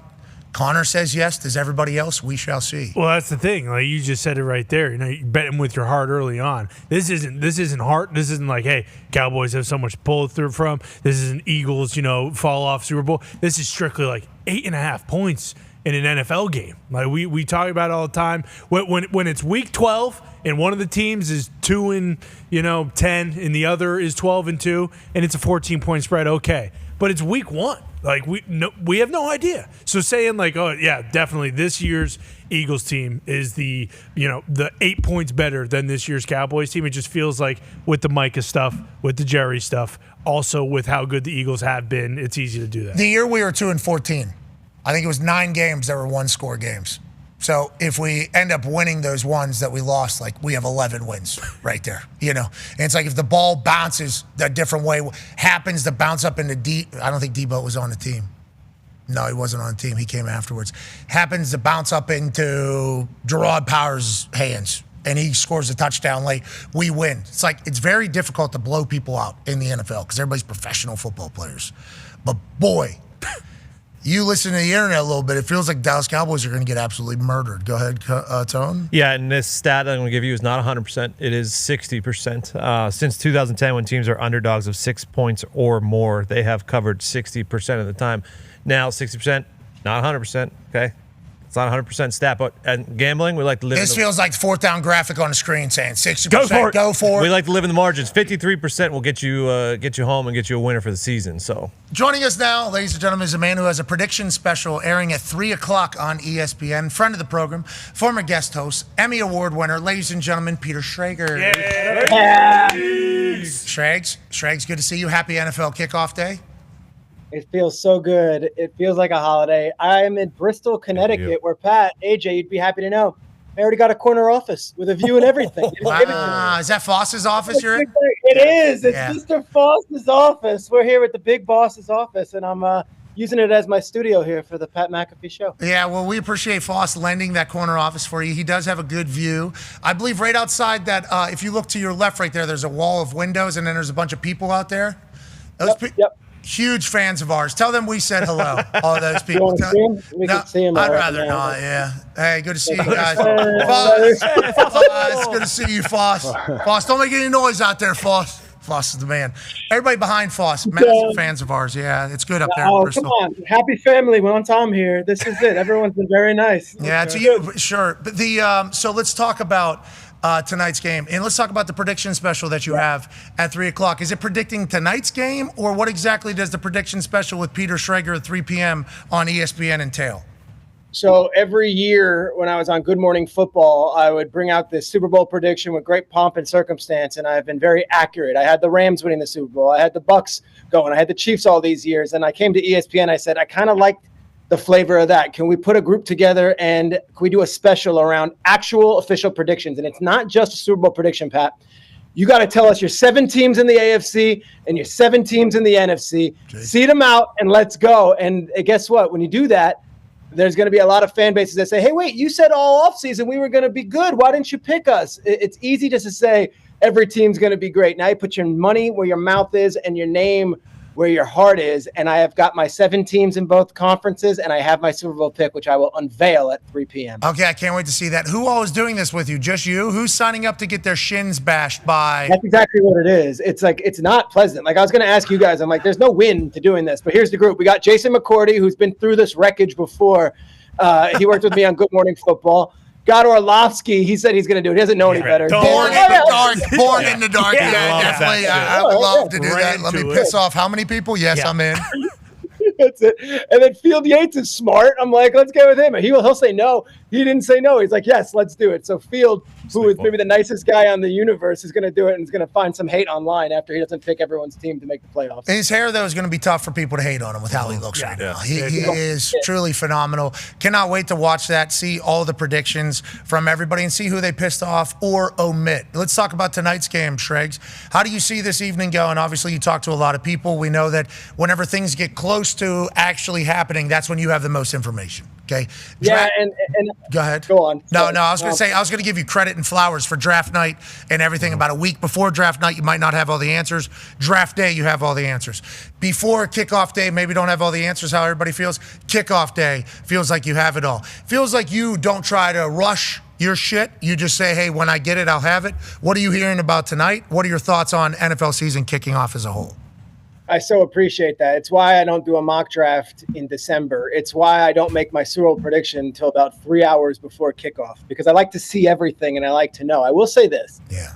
As much as this network and every other network has been destroying Jerry Jones over the last 2 weeks for this trade, and maybe rightfully so, the Cowboys don't feel like their defense is going to be 32nd in the league. In fact, the Cowboys feel pretty darn good with their defense, even without Micah Parsons. Now, there might be egg all over that face of theirs, but I have heard a lot of people in that building tell me, you guys are underestimating what Dante Fowler can bring, what Sam Williams can bring. We drafted a kid in the second round out of Boston College who can rush the passer.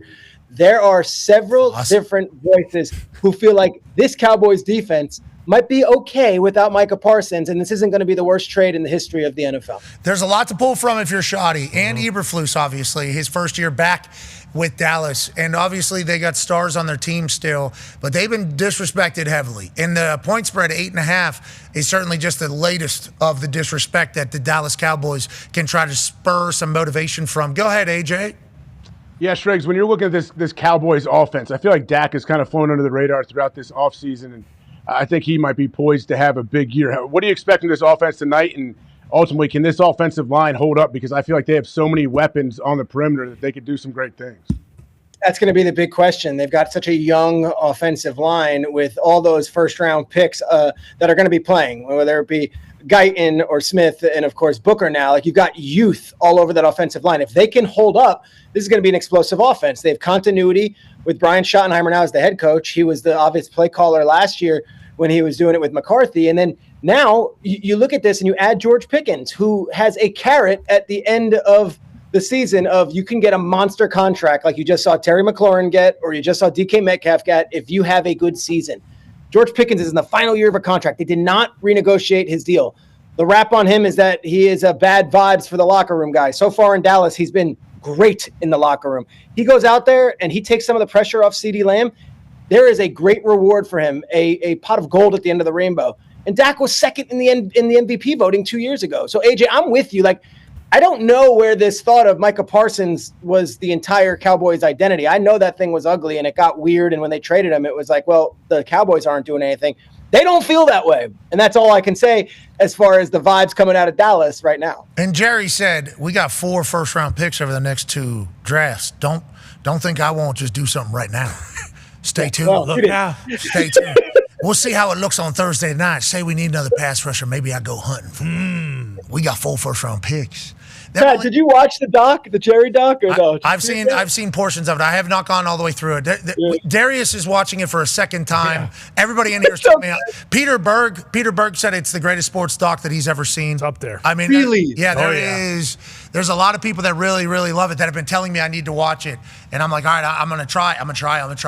But I want to really commit to it before Sunday, because I think. Yeah, now that. The season is starting, I have to get into it, So I'm going to try. I think a lot of what you're seeing the last 2 months with this Micah thing is explained in this documentary with how this man lives his life, how he goes about his business, and how when the haters and those who dismiss get louder and louder, it makes him want to zag even more. It's not stubbornness all the time. Sometimes it is ingenuity, but sometimes it is stubbornness, and sometimes it is, I'm going to do it my way through hell or high water, and it worked early on. Question is, at 82 years old, is this trade going to be their undoing or not? They don't think it is. He was $50 million in debt and he was still trying to get more money. Jerry Jones is going to sit in the pocket. I think that is a trait that he certainly has from the parts that I've seen. But yeah, I think it's all been on display, and even on the red carpet of the documentary out there on Netflix, he goes, if they're not talking about something, I'll give them something to talk about. It's always nice to have the Cowboys in the conversation, which then leads to Cowboys fans saying, Jer, maybe at one point when you were trying to build the business, that was good. Now we are an established business. Let's try to win the Super Bowl. Well, their fans voted allegedly on The Athletic. Connor has a question for you. Yeah, Shregs, we have a Hopometer article, and this was taken a survey basically from people who do surveys online, and it's basically just optimism for the season and then pessimistic for the season. The good teams, I assume, are great, but is there anything for the bad teams that you got here? Not the Colts, because we know, hey, the Colts are obviously, they're going to figure it out. They're just upset with the Believers. But what about these teams down there? I think you see the Cowboys at Cowboys 3. are third lowest. I mean, That's that ridiculous. Go ahead. That's ridiculous. Cowboys are a good team. They're going to compete this year. I see 2 other teams that I'm very high on that are awfully low on this thing. Yeah, the Finns. Your Finns are up there. That's what you said last time.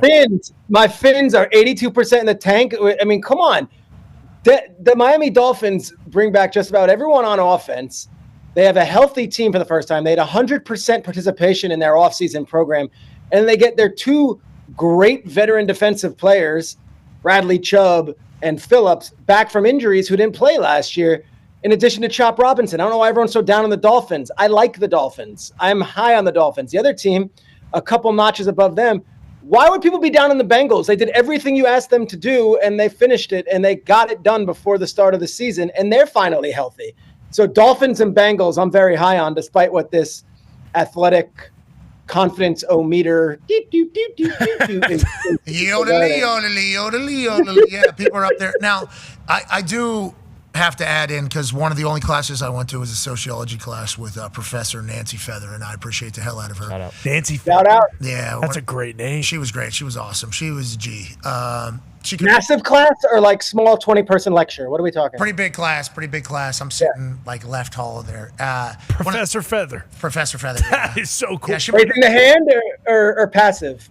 Me, I'm not in the room. Yeah, I'm hands down like this, and I'm just I'm learning. You know what I mean? I'm learning. I'm trying to learn. It's not my world. I should not be speaking in here. I would like to understand what's going on here. I don't go to a lot of classes. I've heard this one's interesting. I would like to hear you speak. She was very interesting. I appreciated sociology as a whole. I think it's helped me out as I've kind of moved on. But one of her first classes was about polls being absolute bullshit, basically. She was like, you just need to understand that polls are absolute bullshit. If you were to go and survey 100 people here in Morgantown versus 100 people in Pittsburgh, and then you just said you surveyed 100 people, don't you think both those people would have complete opposite answers? So you always have to think about who were the people that were filling out the poll.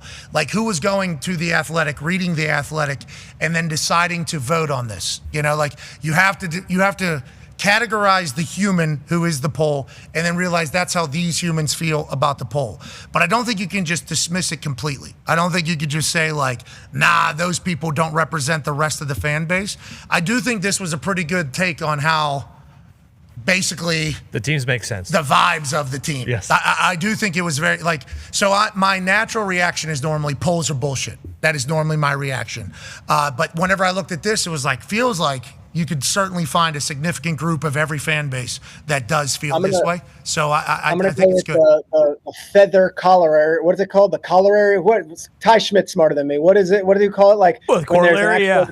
Corollary. I'm going to go with the feather corollary here, and I'm going to say this is all BS. It's all before the season, and every year, Pat, we get turnover of 4 to 5 different playoff teams, and we never go back and revisit what the August vibes on ESPN Talking Heads shows were, right?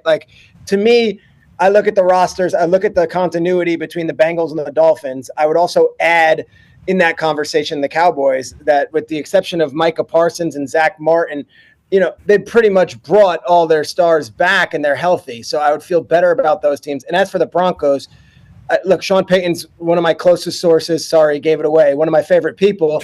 Sean Payton's been doing a victory parade all offseason about how good they are, and it seems like everyone just went with that. And it's well, if Sean Payton says to the local media that we feel pretty good about Bo Nix, he must be going to the Hall of Fame. So I'm going to put the pause signal up there just for now and say let's see it before we go all in and say they're 100% optimistic they're going to dethrone the Chiefs this year. AFC West obviously loaded. Broncos everybody likes. I think your interview with him in the Schrager Hour didn't hurt anything. I think it went over pretty positively. Congratulations on the Schrager Hour being announced and happening. New podcast.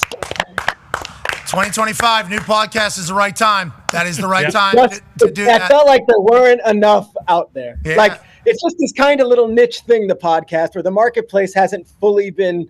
So I figured that's what people need, another football podcast, and that's what I'm going to do. Well, Schrager, anything you do, we're happy about and we're watching. So, and listening, and I think a lot of people feel that way. But I do appreciate that, like, there was a big announcement for another podcast. Look at the photo. For another podcast, yeah. It's like, I appreciate, Shrakes, anything you do, you're going to be great at. Hell yeah, Peter. We want you to know that. But you interviewed Sean Payton. It was good, and I think it was super positive. But that AFC West is crazy. Chiefs-Chargers Friday night. What are your thoughts going into that? Obviously, Harbaugh is looking to institute his full culture. Andy Reid and the boys are trying to get back on track after getting blown out in the Super Bowl on the biggest stage. They're still the AFC champions. You know, they're still the best in the AFC. They have been, will be. Everybody has a sour taste in their mouth because of the Super Bowl. Is that what you're thinking whenever it comes to the Chiefs? And yes. How do you feel about Friday night? I think people forget that, Patrick Mahomes last year for the majority of the season was throwing catch with Sky Moore and Justin Watson and, a beleaguered offensive skill set positions that he usually had loaded rosters with. And that's nothing against those guys, but DeAndre Hopkins being acquired midway through the season and, Kareem Hunt being taken off the scrap heap in week 3 and being asked to start and play big roles. Jeez. That's not ideal. I think this year you come in, you got a fresh and can you hear me? Yeah, Sorry. you're still on. You're still clear. You're still very clear.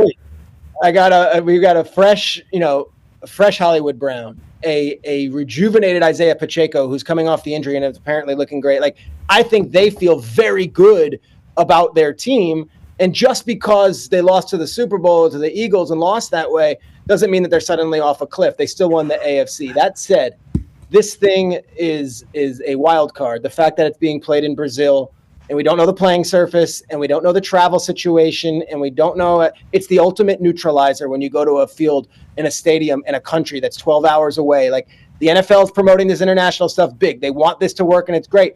This is not Arrowhead or SoFi. There is a giant variable. And whatever team adjusts quicker and can make a couple plays early on and get their footing, I think is going to make a big impact in this one. You would think back-to-back years for the Chiefs probably helps them out a little bit, right? Having to go on a road play, do something like that. Mm-hmm. You would think it would help them. They seem to be pretty jovial. They understand that they are representing the NFL everywhere they go. And I appreciated the fans last year. The place was packed. So let's see if it happens again. Let's see if it happens again. All right, last question here from a team you're also very close with out there in Los Angeles. Go ahead, Tone. Yes, you are, Shregs, and it was reported this week that Matthew Stafford is fully healthy and ready to go. What do you think the sigh of relief is with that Rams team, especially with now they have Puka and Devontae and that offensive line running everything that team has? What's your vibe coming out of Los Angeles from that staff? If Matthew stays healthy, they've got a shot to win the whole thing.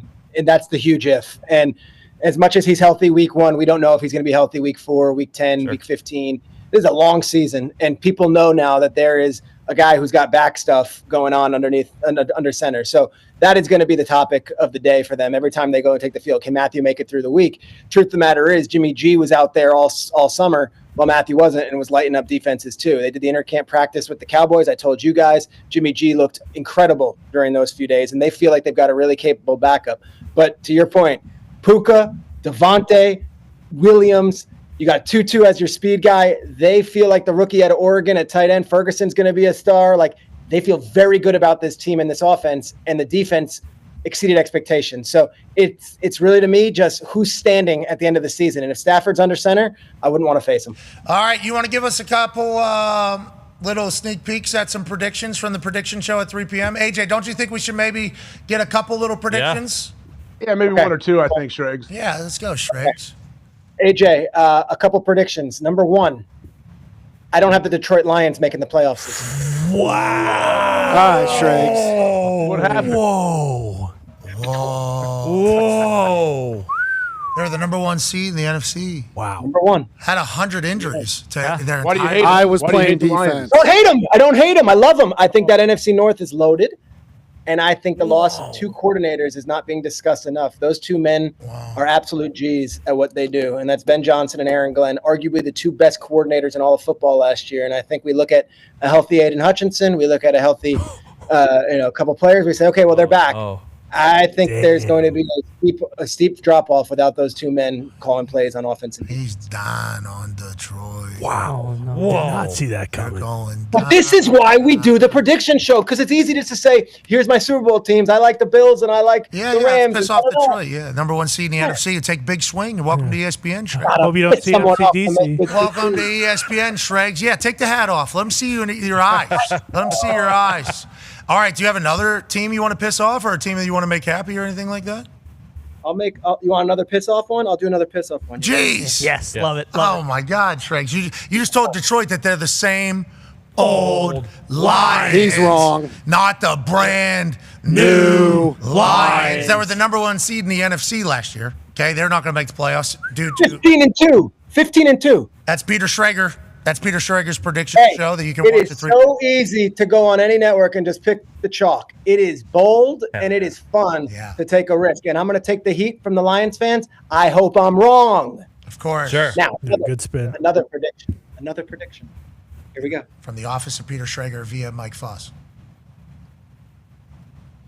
The Cincinnati Bengals are going to the playoffs, and Joe Burrow will be your league MVP. Let's go. That's a big prediction. Paid a lot of money to Hold on. Boom! Crank that soldier boy, I dog. like that. Hey, maybe a little bit more of a build-up on that one. Yeah, there you go. Yeah. Yeah, you got it. Okay. Do you see that John Harkes jersey behind me? Yeah. One of the great American soccer players of all time. He played with courage. He played with pride. That's what I'm going to do at 3 o'clock Eastern on ESPN on the Worldwide Leader. Good luck, Shregs. We're pulling for you. Where's the shin guards, ladies and gentlemen? Peter Schrager. Hey, baby. Boy, Shregs. Wow. Jeez. Wow. I mean, that's just a classic new school dude pick. He doesn't care about grit at all. He doesn't care about trenches at all. All right, the Bengals are not tough, probably the least tough team in the league. And then he says the Lions, the most tough team in the league, aren't going to make the playoffs. That makes no sense to me. Cincinnati's eating actual rubble for lunch at work. Who's on their offensive line? Trevor's doing this to Foxy right now. He's just playing him like a puppet. He is, isn't he? He's got a big time.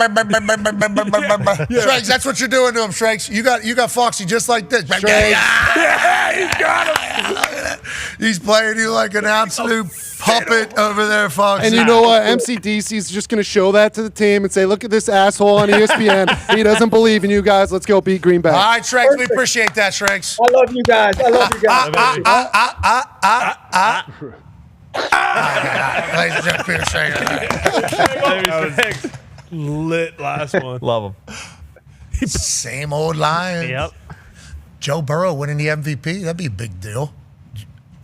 I mean, if their defense was pretty good, he would have won it last year. Yeah. And is that why they're going to give it to him this year if they make the playoffs? I think Played pretty well. he earned it last year, actually. It was a 2-year thing. Age, I want to let you know, a lot of chatter from the boys before we started this commercial-free hour. Mm-hmm.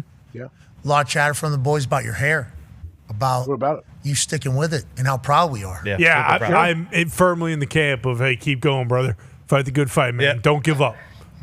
What do you There's nothing to do either way. I'm just growing my sides out. Yeah. Well, it's going to be weird for a long time. The other a long time, yeah. But what we're saying is there's going to be a lot of mornings you're going to go and look at that mirror. You're going to go, Jesus, this hair is just not doing anything that it should do. That's every day. Just take a compliment.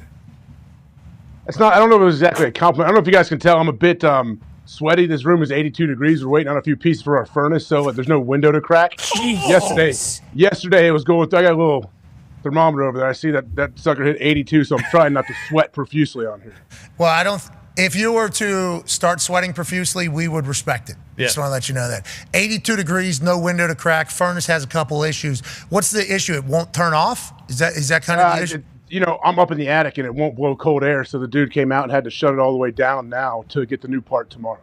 Okay, so you're just kind of sitting up where all the hot air rises to. Yeah, there's nowhere. Yeah, there's no. If you could crack a window, it'd probably be all right. But I don't. Who knows where the closest window is? Well, probably right behind that book shelf. Behind the shelf. This is the shelf up in the attic, so there's no windows around me. It's probably that'd be terrible. Actually, room for a tornado. It's at the very top of the house. You wouldn't be able to see it coming, though. Yeah. You wouldn't be able to see it coming, which is certainly an added advantage. I appreciate you being as gritty as you are today, showcasing that toughness, wearing long, thick sleeves that you can inside 82 degrees. And a former coach of yours is going to be incredibly proud of you, if I had to guess. There's a Yinzer that has represented the city in football so damn well as a head coach for 17 seasons in the NFL. Most recently with the Dallas Cowboys. Obviously, you all came to love this man as the head coach of the Green Bay Packers. He's a Super Bowl champion. He's a Yinzer legend. Ladies and gentlemen, joining us every single week on Thursdays. Coach Mike McCarthy. Yeah, Coach! You look awesome. Wow. Holy hell. This is, Thank you. No, it's great to be on, Pat. I missed you guys. Hey, Go ahead. You look, did you know this is how he was going to look? I am so sorry. I'm so jacked up. I had no idea you were going to look this cool. The backdrop, awesome, beautiful. Super Bowl championship. The hat, the button Dahn, kind of the loose casual. Coach. With the night photo in the back. Coach, you look awesome. We want to let you know that, and we appreciate the hell out of you. Okay. I mean, I don't even know what to say. What the hell was you expecting me to look like, AJ? Help me on. You look. You got a great camera setup. I think your production value is very high. You look great, Coach. You look amazing. Oh, thank you. Well, I got a lot of people give credit to there. Obviously, my wife Jessica took care of me behind me, so I'm in good hands. Great artist. We've been in there before. An incredible artist. We appreciate you joining us. Today's a great day to have you on, obviously. Dallas Cowboys opening up the NFL season tonight, taking on the Philadelphia Eagles. You obviously understand that rivalry. You understand that NFC East better than anybody that would be talking into a microphone at this point. What are the emotions of this evening, and how much do you think Shoddy and the Dallas Cowboys are drawing on how much everybody has kind of counted them out since the Micah Parsons trade? Oh, I think they're enjoying it clearly. I think just like anything, this is a huge division game. It's a rival game. I guarantee you everybody in that locker room is expected to go out there and win tonight. So I'm looking for a super competitive game. I know they're excited about it. Obviously last year, the way the two games went, the outcome of the last year's two games. But, yeah, this is going to be a hell of a football game. I'm excited to watch it. If you're Shoddy, are you thankful for everything that has happened during your short tenure thus far? Obviously, trading away Micah has created a lot of noise around the team. A lot of people saying this is the dumbest franchise. A lot of people saying they have no chance. A lot of people kind of burying them. If you're Shoddy, do you like that as a coach, that you can draw from it? Or what are your thoughts on having that be the start of your coaching career in Dallas with all the chaos that kind of took place outside? I think the thing for Brian is he understands it. I mean, there's always two components that you learn when you work there. And the pure football part of it's excellent. I mean, there's so much to love about this Dallas Cowboy football team. And I know he realizes that. So, and when you just keep it about football, there's, like I said, this is a very good football team, a very young football team. And, and this is always a great game. Philadelphia and Dallas. So I think you just got to keep it more about that. Now, all the other stuff that goes on, that's part of the environment there. That's part of the content-driven business that Jerry's the master of.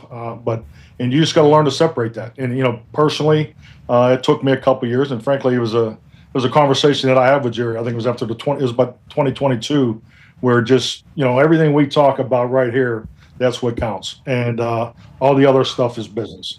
And I think when you realize that, and I think the players there now realize that too, the current players, because this is a hell of a locker room. I'm really high on these guys. I know we've talked about these guys during the draft, the draft visit, but I think this is a young ascending football team.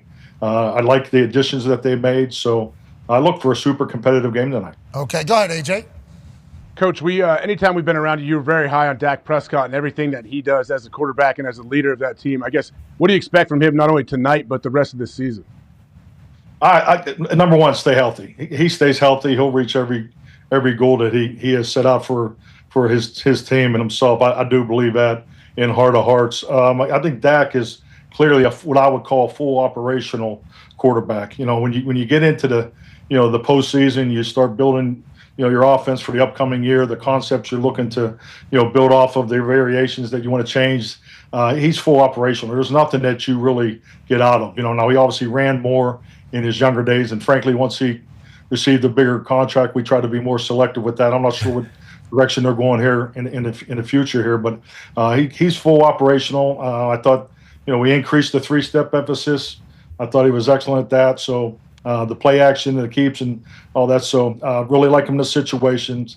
Everybody talks about his leadership and his hard working, but this man's a hell of a football player. I just love the way he stands in there and makes those throws and doesn't blink. Okay, so let's talk about him standing in there and making those throws. You've obviously had to game plan against Vic Fangio's defense, this defense that is currently with the Philadelphia Eagles. What do you think Shoddy, Dak, and that offense are going to try to do tonight to this Philadelphia Eagles defense? How do you have success against them? Well, the biggest thing too, it always starts up front. Doesn't matter who you play, and it definitely starts up front when you play against this Philadelphia Eagle defense.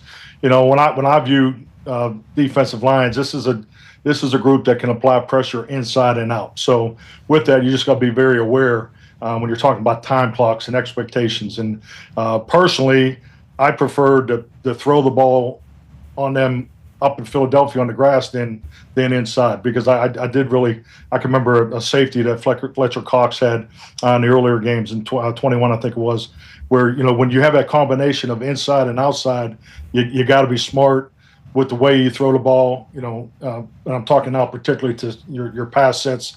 You have to make sure you short set these guys more than you probably would think. I think that's something that will definitely be the start. But I know that's what I'll be watching. I'll be watching the up front. I'll be watching the fits. I'll be watching the chipping, the edges.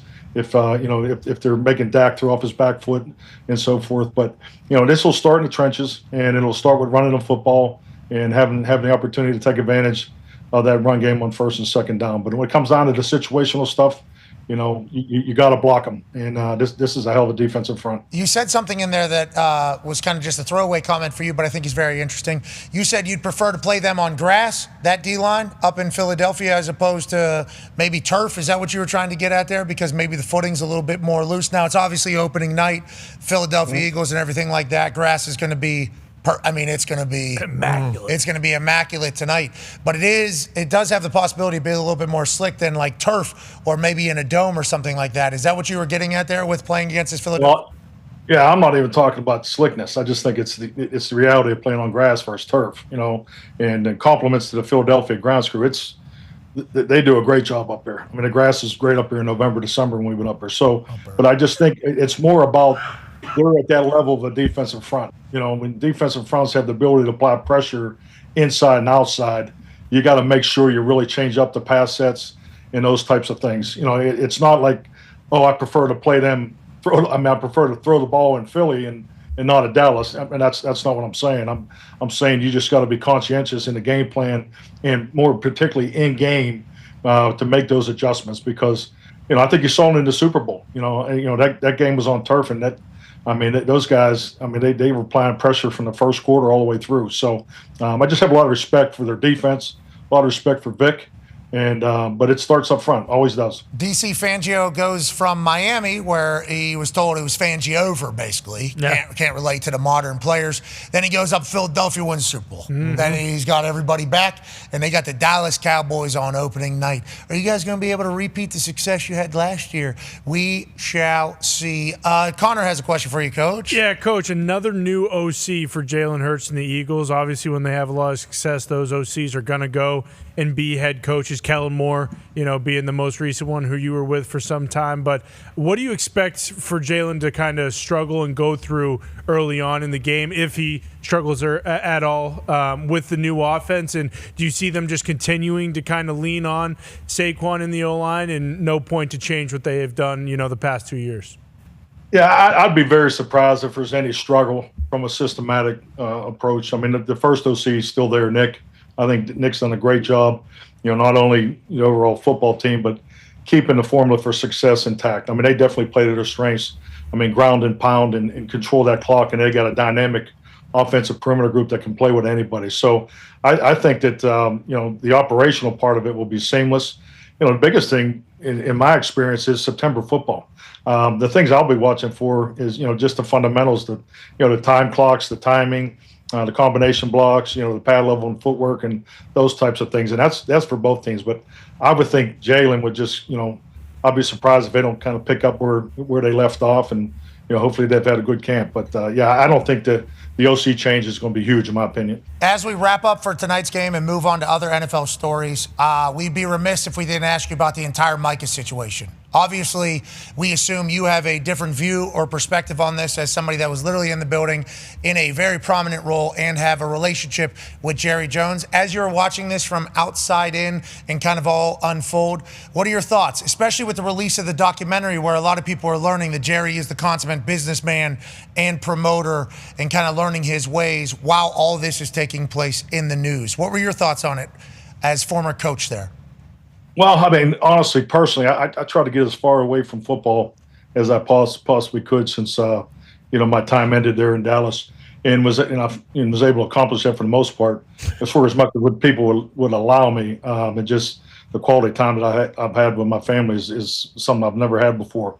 But I will say this, I did have an opportunity to meet with Jerry in June before we moved back to Green Bay.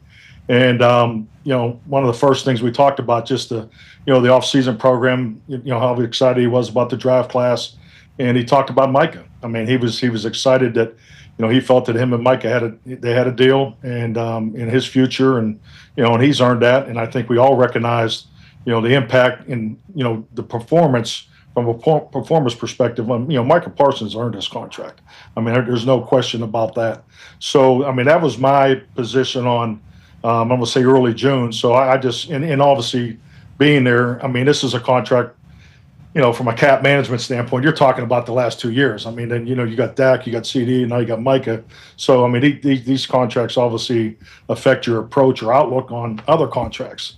So I always anticipated it would get done as far as, that meeting in June. But, one thing I've learned, and, the old saying in business, time kills deals. And as training camp got going and people were asking me and what was going as I was trying to, get some boat time up there in Door County, I just always felt, hey, no, they're going to get it done. They're going to get it done. Jerry's, this is the businessman, Jerry, keeping the, the Cowboys at the front of the news cycle, and it just really didn't pay much mind to it.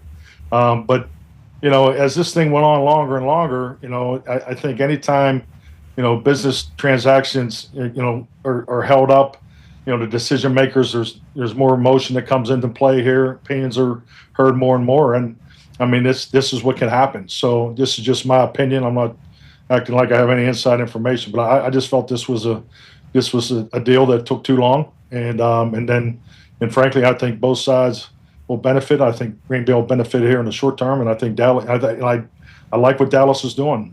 I love that Deron Blaine got a contract. Hunter, these guys, I mean, these, as I'm looking here at AJ, he's a perfect example of it. The draft and develop process is built on second contracts. How many second contracts are done on your draft class? And I think Dallas is now in that on that path.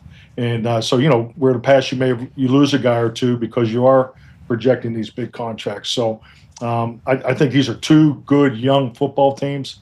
I clearly see it, Micah making a huge impact because regardless of what you think about him, when he gets off the bus, he's getting double teamed, he's getting chipped, he's being identified, he's making the whole front, the whole front seven is better because of the opportunity he is creating for them. And that's just the facts. I mean, there's no ifs and buts about it. So Green Bay now has that, so now, what does Dallas have? I mean, Dallas has 5 real pass rushers. I'm excited about those guys. Sam Williams, it's his time. I mean, Sam was ready last year. He had that big knee injury in training camp. So, we were excited to see Sam and Micah, line up last year, and it didn't happen. So, these teams got depth, both Green Bay and Dallas. I'm talking. So, it'll be exciting to see the course of the season. But I'm telling you, don't the emotion that was surrounding the Cowboys right now. I'd never, put too much into that. I think when you just look at the brass facts of football, I think Dallas Cowboys got a really good football team. Cowboys plus 8.5 tonight. Oh, I'm taking Cowboys all day long. Come on, coach. All right, let's move off of tonight. We appreciate you addressing Micah, and also you saying that in June when he talked to Jerry was like, hey, Micah's, gonna be a Cowboy and be a deal. And then you saying time kills all deals. Feels like there was a lot of things that happened in that time, and then a lot of avoiding each other, it felt like. Anytime you get that public shit that started coming out too, that's never a good thing. But hey, Jerry could have made magic at the end, decided to send him to Green Bay, and now Packers fans are excited. And now maybe he stays in your house up there. Tone has a question for you about another Green Bay legend. Yeah, Coach, I do. Obviously, you were with Aaron for a long time up in Green Bay, and I wanted to hypothetically put you in Steelers offensive coordinator Artie Smith's shoes. They have a young O-line. They have a young running back. They have talented tight ends, and obviously DK on the outside. If you were the offensive coordinator in week 1, how would you handle this offense with Aaron, and what does he do for a young offensive line in particular? Well, I think the biggest thing is, with Aaron, playing with new members of an offense is just getting the rhythm of it. I mean, you're talking about a cadence. It's probably one of the best weapons in offensive football that I've been around. I mean, he regularly used, 9 cadence variations in our time together. And, I just think the fact that you're able to use this. So, I mean, how much of that are we going to do is where I'm going with this. So just get into a rhythm, get these guys started, get them off on the right foot. I'm excited about Pittsburgh because, lifetime Steeler fan. I can openly root for him this year. And I'm excited to see Aaron, in the black and gold too. And I like their formula, I love what Mike Tomlin stands for. I think, trust your tradition. This team's been about defense since the 70s. So, I mean, I think they got an outstanding defense. Play to that, and, you're going to be in every football game. And I guarantee you there's no one that's run more 2-minute drills than Aaron Rodgers. So I think they have a really nice formula to be successful. Going to be cagey affairs. The Cardiac Steelers back for another game, another season. They spent a lot of money on a lot of people, seemingly going all in. Hopefully Cam Hayward is a part of the entire thing. Also Chris Boswell. They have a couple things that have kind of been lingering overhead business-wise. But if they put that team on the field and everybody's there, very evident that they're trying to make a run this year. Steelers fans are pumped. But if it goes south, Coach, you know how Pittsburgh is. Go ahead, AJ. Go ahead, AJ. Yeah, Coach, you mentioned Aaron's cadence, and just makes you think, what – you've been around some great quarterbacks, obviously, in your time. What does he do that separates himself from other people? I've seen it firsthand. I know defenses, it drives him crazy. But, what is he doing? How is he using inflection of his voice? How is he different than other quarterbacks, maybe?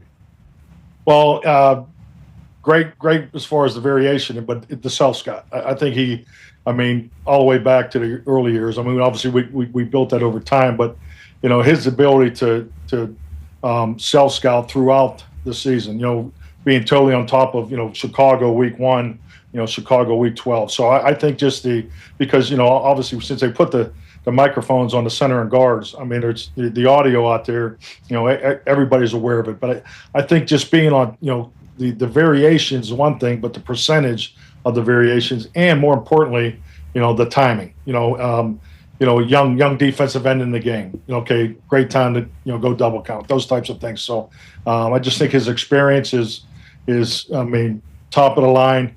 Been around a lot of great quarterbacks. I think his application of information at the line of scrimmage is as good as anybody that's ever played the game. I mean, his ability to absorb information. There's times, and you've been there, AJ. He's almost on the sideline of the other team because he's over there listening to the defense.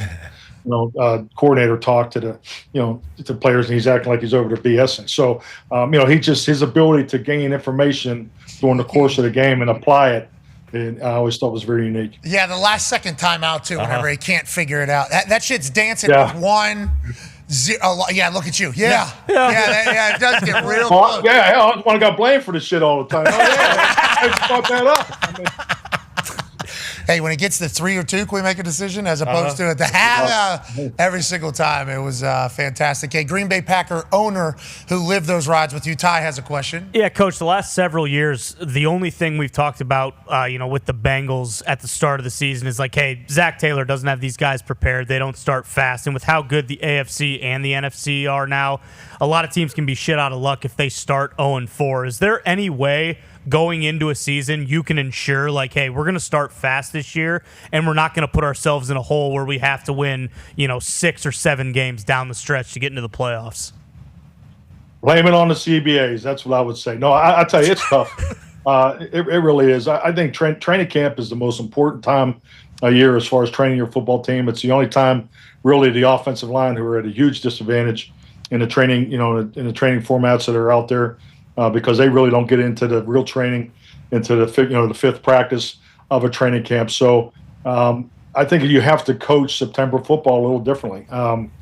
September football is not the best of the year, and I think that the fact that you have 17 games, I'm actually thankful for it, because you still have opportunities, because you see it every year. The fundamentals are, they're just not as good as they were in the early days, and that's just probably a product of a guy that's been fortunate to be in the league for 3 decades. But I think some of that, and I'm not trying to make an excuse for any coach, I just think you do have some of that September football. And as far as being ready, there's change that each team every year. You talk about another great division.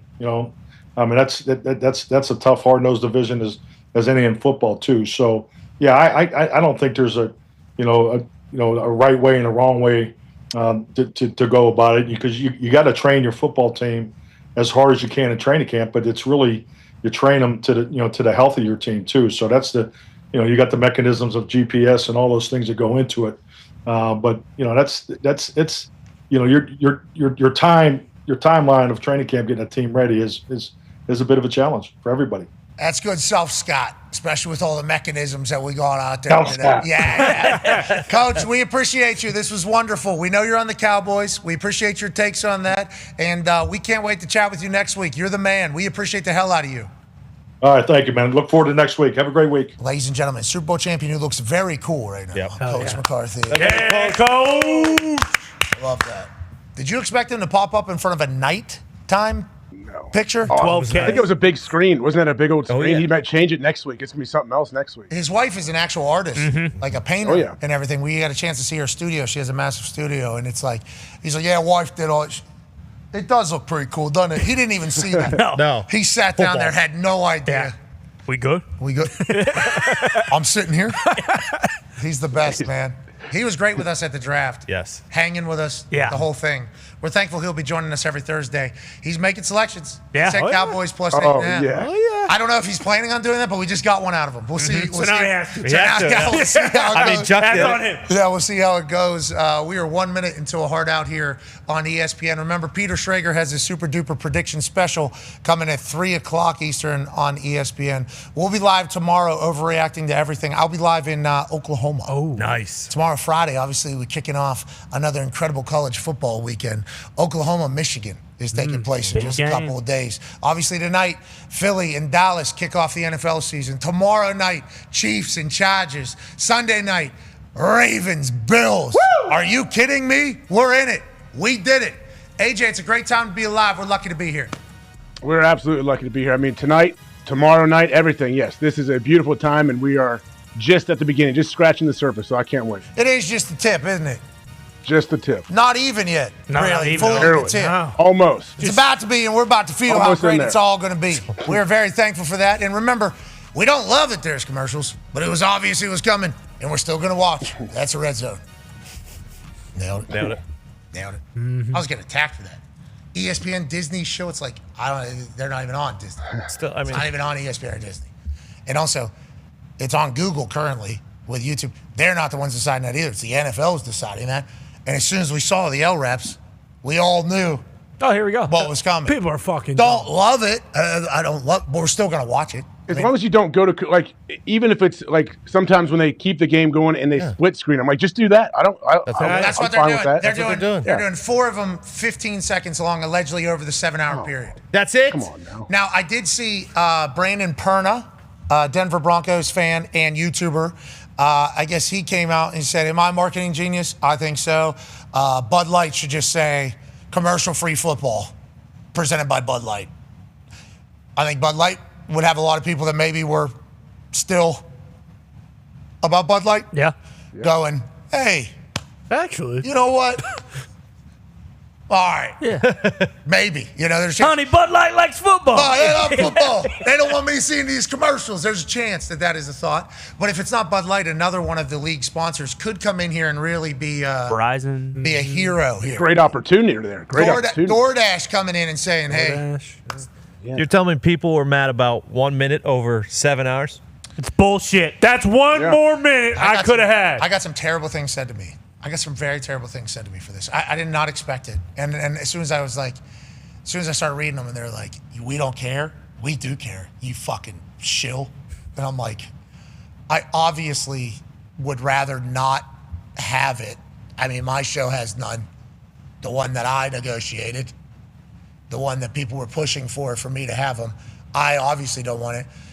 It's not on ESPN, but we're still going to watch, aren't we? Are we all still going to, are you going to not watch? They got us. They're not cutting away. They're not cutting away from Hanson will be on screen the whole time, correct? Yes. Play through is what they're saying allegedly. Hey, come on. When it's played through, I'm all for it. Yeah, we all are, but we'd rather it wasn't, though. To be clear. Of course. How's the world work? To be clear. It's also not 1992, like where it goes to a commercial and you're just like, fuck, I got to sit here and just watch this commercial now. Like, you can take your phone out. Exactly. You can go take a piss. You can go grab a beer. No, you can these go people- get something to eat. Like, How about the other quad bugs? If you yeah, have, exactly. Oh, shit. Okay, I'm just going to watch the local game, or I'm going to watch this game that I don't Once again, we're not happy that it's happening. No. But we knew it was going to happen just by knowing the NFL. So The NFL's a cash cow. that's what they are. Yeah. That's why they're the number one league on earth. Yeah. Players are getting a lot of money because of a lot of these deals. It's as soon as the NFL saw that they could sell maybe one game for a holiday to one of these streaming platforms, and it was like, how much money is this?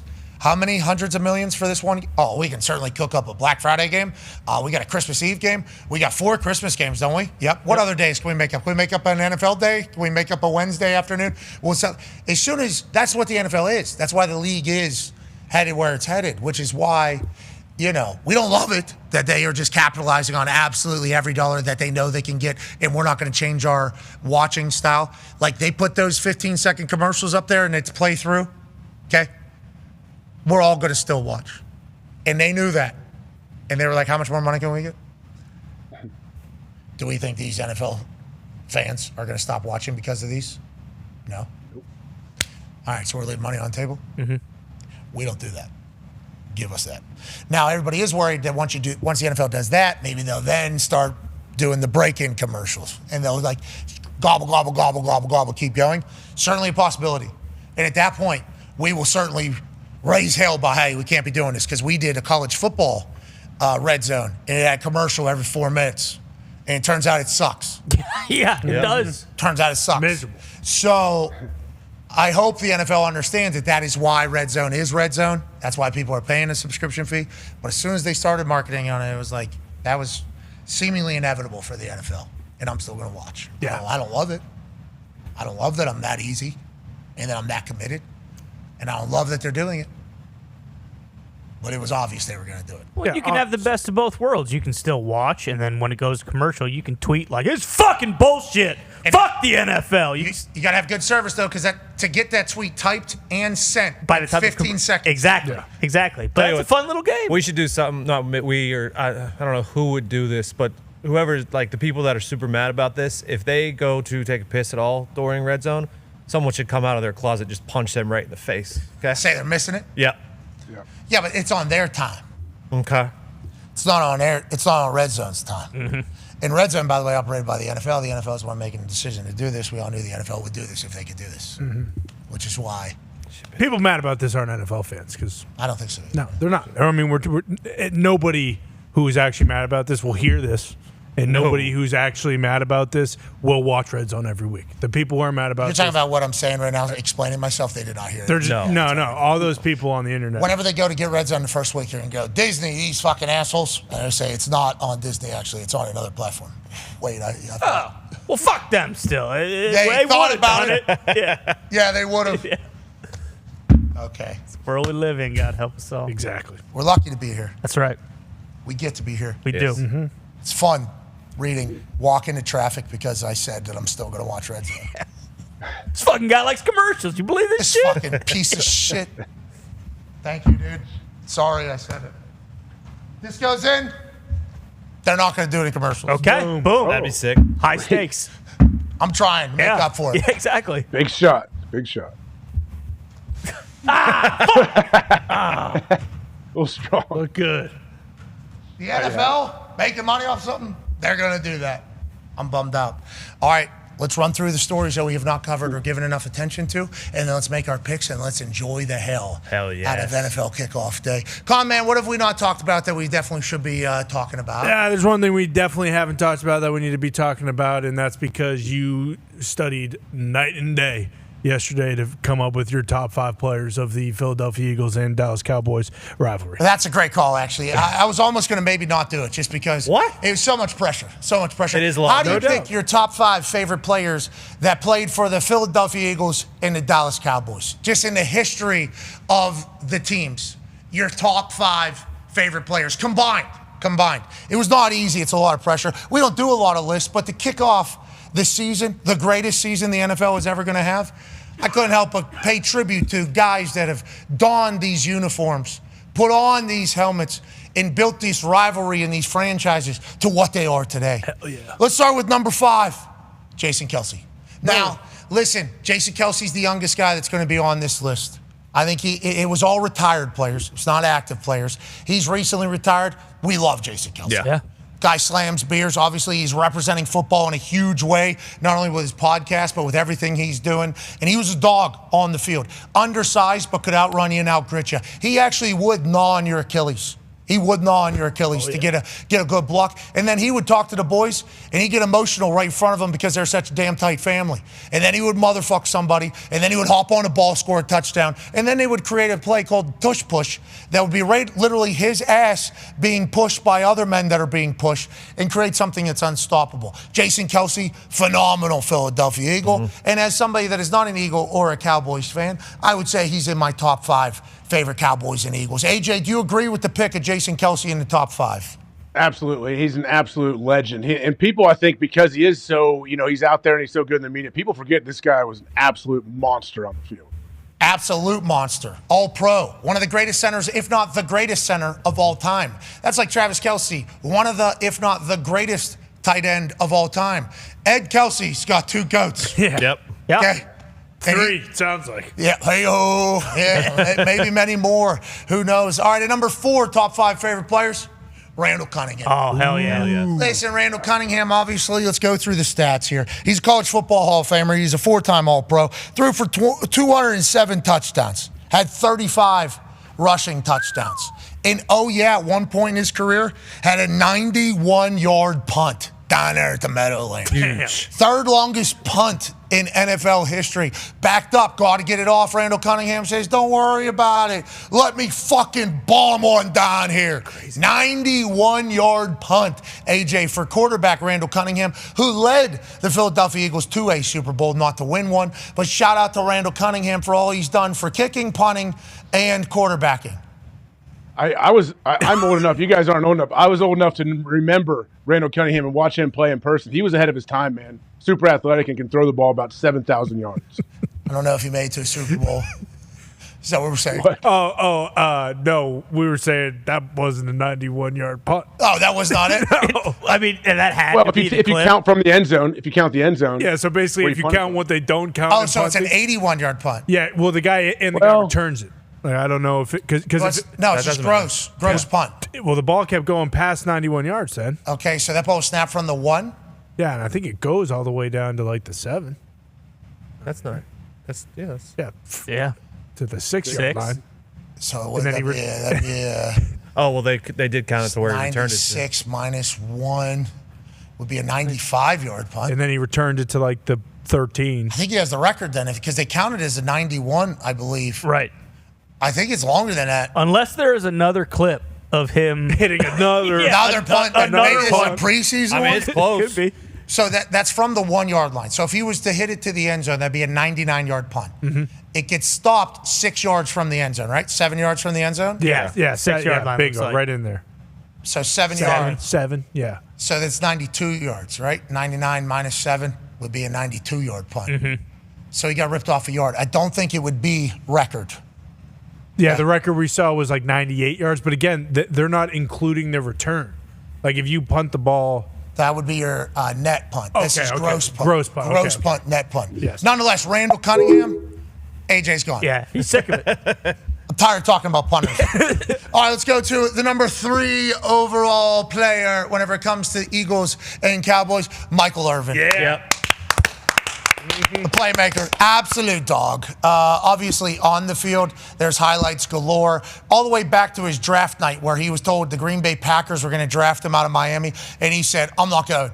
Just because he didn't want to go up there, told them he'd go back to school and he would not go there, kind of force his way to the Dallas Cowboys. Throughout the documentary of Jerry Jones' business life and the Dallas Cowboys build as a whole, Michael Irvin's really a superstar in there. Because not only on the field was he tearing it up, off the field he was as well. Guy was wide open. He was always himself. And then whenever he would transfer into television, he'd be one of the most electrifying people on a microphone. Michael Irvin has to be listed in one of our top 5 favorite players whenever we're talking Dallas Cowboys and Philadelphia Eagles. Had him at number 3. I don't mind it. I like number 3 overall, and I think people will respect where we put him at. Yeah, I think it's perfect, especially when you look at the the total players in this. Like it was very hard just to get down to 5, let alone thinking about the legends that have played in this type of rivalry. Yeah, because I mean T.O. is somebody that we respect and like a lot. Obviously, he's a big part of the story. Tony Romo, obviously a guy that we spend every single Sunday with while watching games. I mean, there's just numerous amount of superstars that we could have picked from this rivalry. How about number 2? Who do we got? Oh yeah, the one, the only. Deion Sanders. Yeah, that's a good pick. Deion Sanders. Now, he had 5 punt return touchdowns as a member of the Dallas Cowboys.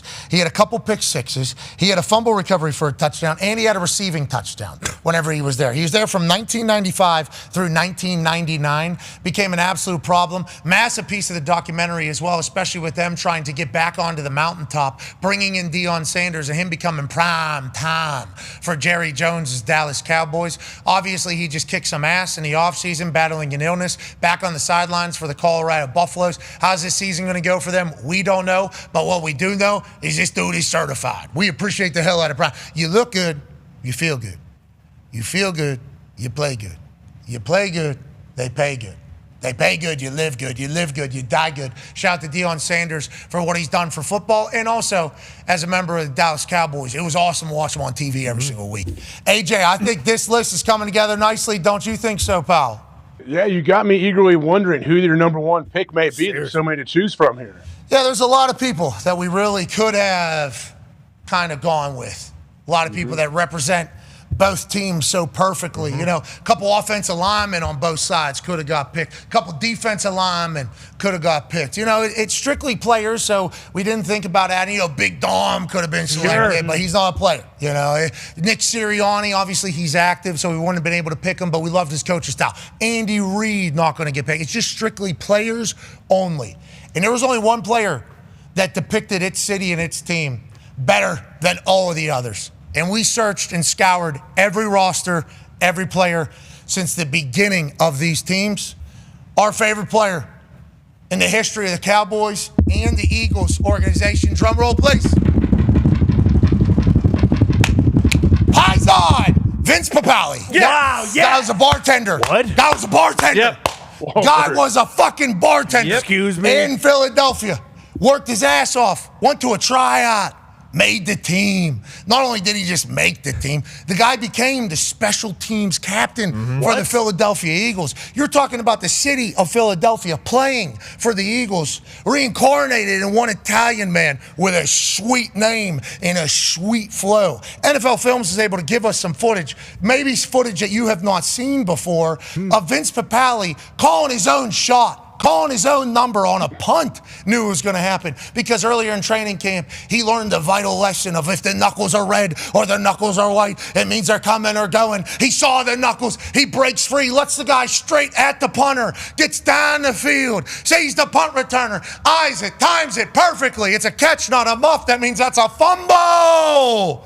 Vinny Papale, the city of Philly's going crazy. That's our guy. Holy shit, that's our bartender. Hey, yo, barkeep, they're saying at the moment. The Paisans are losing their mind. He scoops it. No way this fucking guy is going to score a touchdown. The city of Philadelphia, from barkeeping, barback to glory, pay dirt. Vince Papale is the Philadelphia Eagles. Vince Papale is Philadelphia as a whole.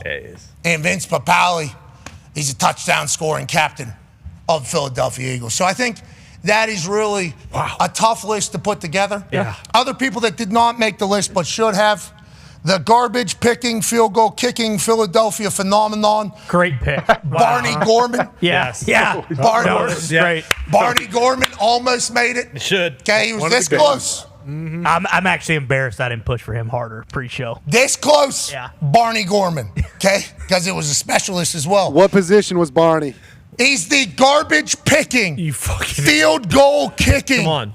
Philadelphia phenomenon. I'm not familiar with Barney. Oh, Jesus. He's a field goal kicking, Barney, garbage picking man from Philadelphia. Same story as Vince Papale, just not a bartender, just a guy who happened to wear a boot, a working boot, and boot the shit out of a football for the Philadelphia Eagles. So Barney Gorman almost got the call in the top 5. Other specialists that could have made it, David Akers, obviously a dog, Sav Roca, an absolute beast out of Australia. So a lot of people almost in there, including Barney Gorman, but Vince Papale takes the cake because of how much he represents what it's all about to be an Eagle, I think. And then Dahn, Michael Irvin, Randall Cunningham, who got ripped off on a yard, I think, for his punt. And then Jason Kelsey wraps out the top 5, AJ. And to be clear, I don't think anything's ever been more right. Yeah, I mean, credit to NFL Films for giving you that footage. That's amazing footage we got from the field and all those amazing coaches. And shout out to the Eagles as well. They were ahead of their time. Look at this. They got field turf in like 1978. See the knuckles? Pretty amazing. Yeah. We got field turf back in the day before it was even invented. So NFL Films was doing great. No, it was grass. What are you talking about? It's natural grass. Yeah, open your eyes. Oh, my bad. This is my bad. before all the seeds with all the shit in it. Yeah. Oh, you're right. I was pretty unfamiliar. Genetically modified. And it's hard to call that in the middle of a punt as well. I think modern day it's going to be tough to make a check like that. That's Papale He playing football. wing or what position is he? He was a gunner lined up at wing, and then he lets a guy go right at the punter. He said, "You take the punt." Just go ahead. Yeah, he did. He kind of just threw him at the punter. I'll tell you what, that'd be a one-way trip out of town if I was standing back there in charge, which I would not be. But I liked that he made the play, knew that he could kind of rip and toss around, have a clear shot to returner, and then that ball popping out. That was nothing but the football gods blessing Vince Papale for doing something right. Yeah, exactly. And we're thankful it happened. We're very thankful it happened. How long did Papale play for? 10, 12 years, something like that? I don't think that is accurate. No, I think it was like 3 years. I believe he played in 41 of 44 games for the Eagles. Oh, is this Vince from the Philadelphia Bell? No, he played in the Philadelphia Bell before he played for the Philadelphia. Okay. Yeah, he was sharpening his sword because he had many on his brain. His hands were his feet, his hair, lightning, tougher than a fucking $2 steak. Yeah, and then his feet obviously like shorebird. Yeah, if you need it, but he's gonna bring the thunder right here though, and he's gonna say grazie the whole time. Vince Papale, number 1 overall. That was an easy decision. Yeah, easy. Piece of cake. Barney Gorman though. No, that's strong. I'm surprised Kelsey made it now when I look back on it and think of Barney. Yeah, well, that actually. I'm not gonna say anything. That's my list. Okay. Barney Gorman, 5A. Yeah, I think so. Donovan McNabb also in there. Sure. Reggie White? Nah. No. Reggie White, I remember him more as a Packer, but I agree. Me too. Should be in there. I love Reggie White. Should have made the list. He wasn't a bartender. Yeah. And that's Papale. Or baby. sanitation work. Not over Papale. Or Tony Danza. Tony Danza just edged him out for 5A. Barney Gorman. No, there's multiple 5As. Tony Dorsett, Pittsburgh. There's a few of those guys. Yeah, right? for the Cowboys, I like him. Yeah. Daryl Moose Johnston. Danucci. Yeah, Danucci. Daryl Moose. Cooper Johnson. Cush. Cooper Cush, definitely. Yep. Andy Dalton had a run there. Yeah. I saw him the other day. I like him. Sean Payton. Yeah. Sean Lee? No, not Sean John Lee. Lee. Fuck, Jason Garrett. Excuse me. Jason Garrett. Great quarterback. Great on TV. Yeah. Rabbit out of the head coming back. The second time. Jason maybe. Witten, yeah, unbelievable. T. Martin. T. Martin, yeah. Tennessee. Albert Hainsworth. A lot of great players. Yeah, so many. Pac-Man. So many. Pac-Man Jones. Pac-Man Jones. Holy fuck. I remember him as a Bengal. I should have put him on. Yeah. That's on me. That's on me. Marion Barber. Yeah, but he'd be cool with it because you stood on Oh, business. yes. I did. Especially with the Vince Papale pick. Nobody saw Vince Papale as number 1, but then once I explained it, it kind of makes sense. Yeah. All right, let's make our picks for tonight. Peter Schrager Super Duper Prediction Show coming up in about 42 minutes right here on ESPN. So pumped for it now. Detroit Lions not making a playoff. Sorry. I love that. Well, He's just hopping right in the fire. I don't want to put you on the spot, but since Strags did it, you You doing Super Bowl picks? I do not do that. I live in a moment. Amen. With that being said, really like the Eagles. But the Chiefs is still the Chiefs. Okay. And Danny Dimes, don't let him look at the Hopo meter and get too much motivation, and what is going to happen. Let's start with the Toxic Table. At Ty Schmidt, your pick tonight as the Cowboys are 8.5-point dogs on ESPN Bet to kick off the NFL season. Yeah, I was on the Cowboys all morning, and the more I look at it, I'm just seeing the potential of Saquon rushing for 175 yards. So I'm going to flip it. I'm going to go with the Eagles, and I think they cover. Okay, you like the Eagles covering 8.5. I think so. A little bit too much positivity for the Cowboys on this particular show? Yeah, I don't know. It's just weird when so much of the consensus is these guys have done everything wrong for the last several weeks. These guys fucking suck. This one player was their entire team, but then we talked about their offense, their defense. They still got a lot of good players. I can just see the Eagles really going belt to ass tonight. Okay, that is certainly a possibility in everybody's eyes. Boston Connor, you've had one pick all morning. Feels like all show you've been feeding that narrative. I don't know if he is kind of flippy-floppy like you potentially had on this particular game. Conman, who do you like? No, I'm steadfast at 8.5. I don't think anybody knows his team better than Mike McCarthy. He was just there, so if he feels good about it, I feel good about it. If you're going to bet a underdog that is greater than 7, though, throw in a touchdown for the other team. It'll help the algorithm, give you better odds. So like a Cowboys plus 8.5 Jalen Hurts touchdown will really give you a little juice for tonight. Okay, Jalen Hurts, we assume, is going to get a tush-push special at some point. One half of the Hammer, Dahn. Cowboys AP tone. Don't want to give away too much for Hammer Dahn, which is going to be electrifying today. But who do you like in the game? I also waffled a bit. I didn't know coming into the show, but Big Mike really convinced me to ride with the puppies tonight and the Cowboys plus 8.5. Okay, Tone's on the Cowboys plus 8.5. So is Connor. Ty says Eagles blow them out. AJ, your thoughts? I mean, Big Mike does sway whatever you're thinking, I think, when he's so diehard on the Cowboys. But I was leaning Cowboys. I'm definitely taking the Cowboys plus 8.5. I'm going to take the over as well. Okay, I will pick the Cowboys plus 8.5 as well. Okay, You're going to jump in on that over? No. I mean, yeah, sure, why not? Last year, just so you know, 47.5. I think it was the same last year, and the score was 27-20 when Isaiah Likely ended up. So they're on it when the over-under's early. Okay, well, I'll go with the over as well. I enjoy the over. I like the Cowboys plus 8.5. I was Philadelphia Eagles as the show started. And then the more and more I thought about it, I was like, this is going to be a cagey affair, dude. It's a divisional game. Doesn't matter. It's going to be tight, I think. Can the Philadelphia Eagles blow them out? Definitely. We are big fans of Philadelphia Eagles. Philadelphia Eagles win. Yes. Cowboys keep it tight. Jalen Hurts scores a touchdown and the over hits. I mean, that is how I feel like the game is probably going. Does that mean that's going to take place? Absolutely not. Could be the complete opposite. We could be in a Boar Fest tonight, or it could be anything. That's why the NFL is the greatest. We have some news out of the NFL. Amari Cooper has announced his retirement from the NFL. Wow. He signed with the Raiders at the end of camp. It says hopeful for a reunion with the team that drafted him. Now he is headed home from Las Vegas. Amari, hell of a career, buddy. Hell yeah. Hell of a career.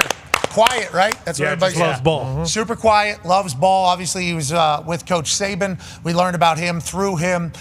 He's bounced around a little bit, but he's always a playmaker. We appreciate him coming to the decision of retirement. And if it's forever, just know you did great on a football field, pal. And if you end up coming back, don't feel bad. You're allowed to do whatever the hell you want, Amari Cooper. With that being said, all eyes are on tonight.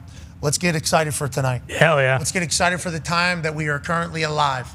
There's a lot taking place over the next few days, and that just kicks off a season of wonder that we're about to have. I cannot wait from the road from tonight all the way to February. I cannot wait to see who becomes a superstar, who becomes the villain, who gets screwed over, and who defies all the odds.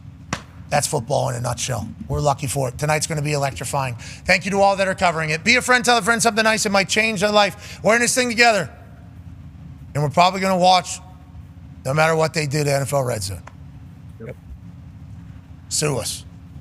Don't actually. Mm-hmm. Team on me.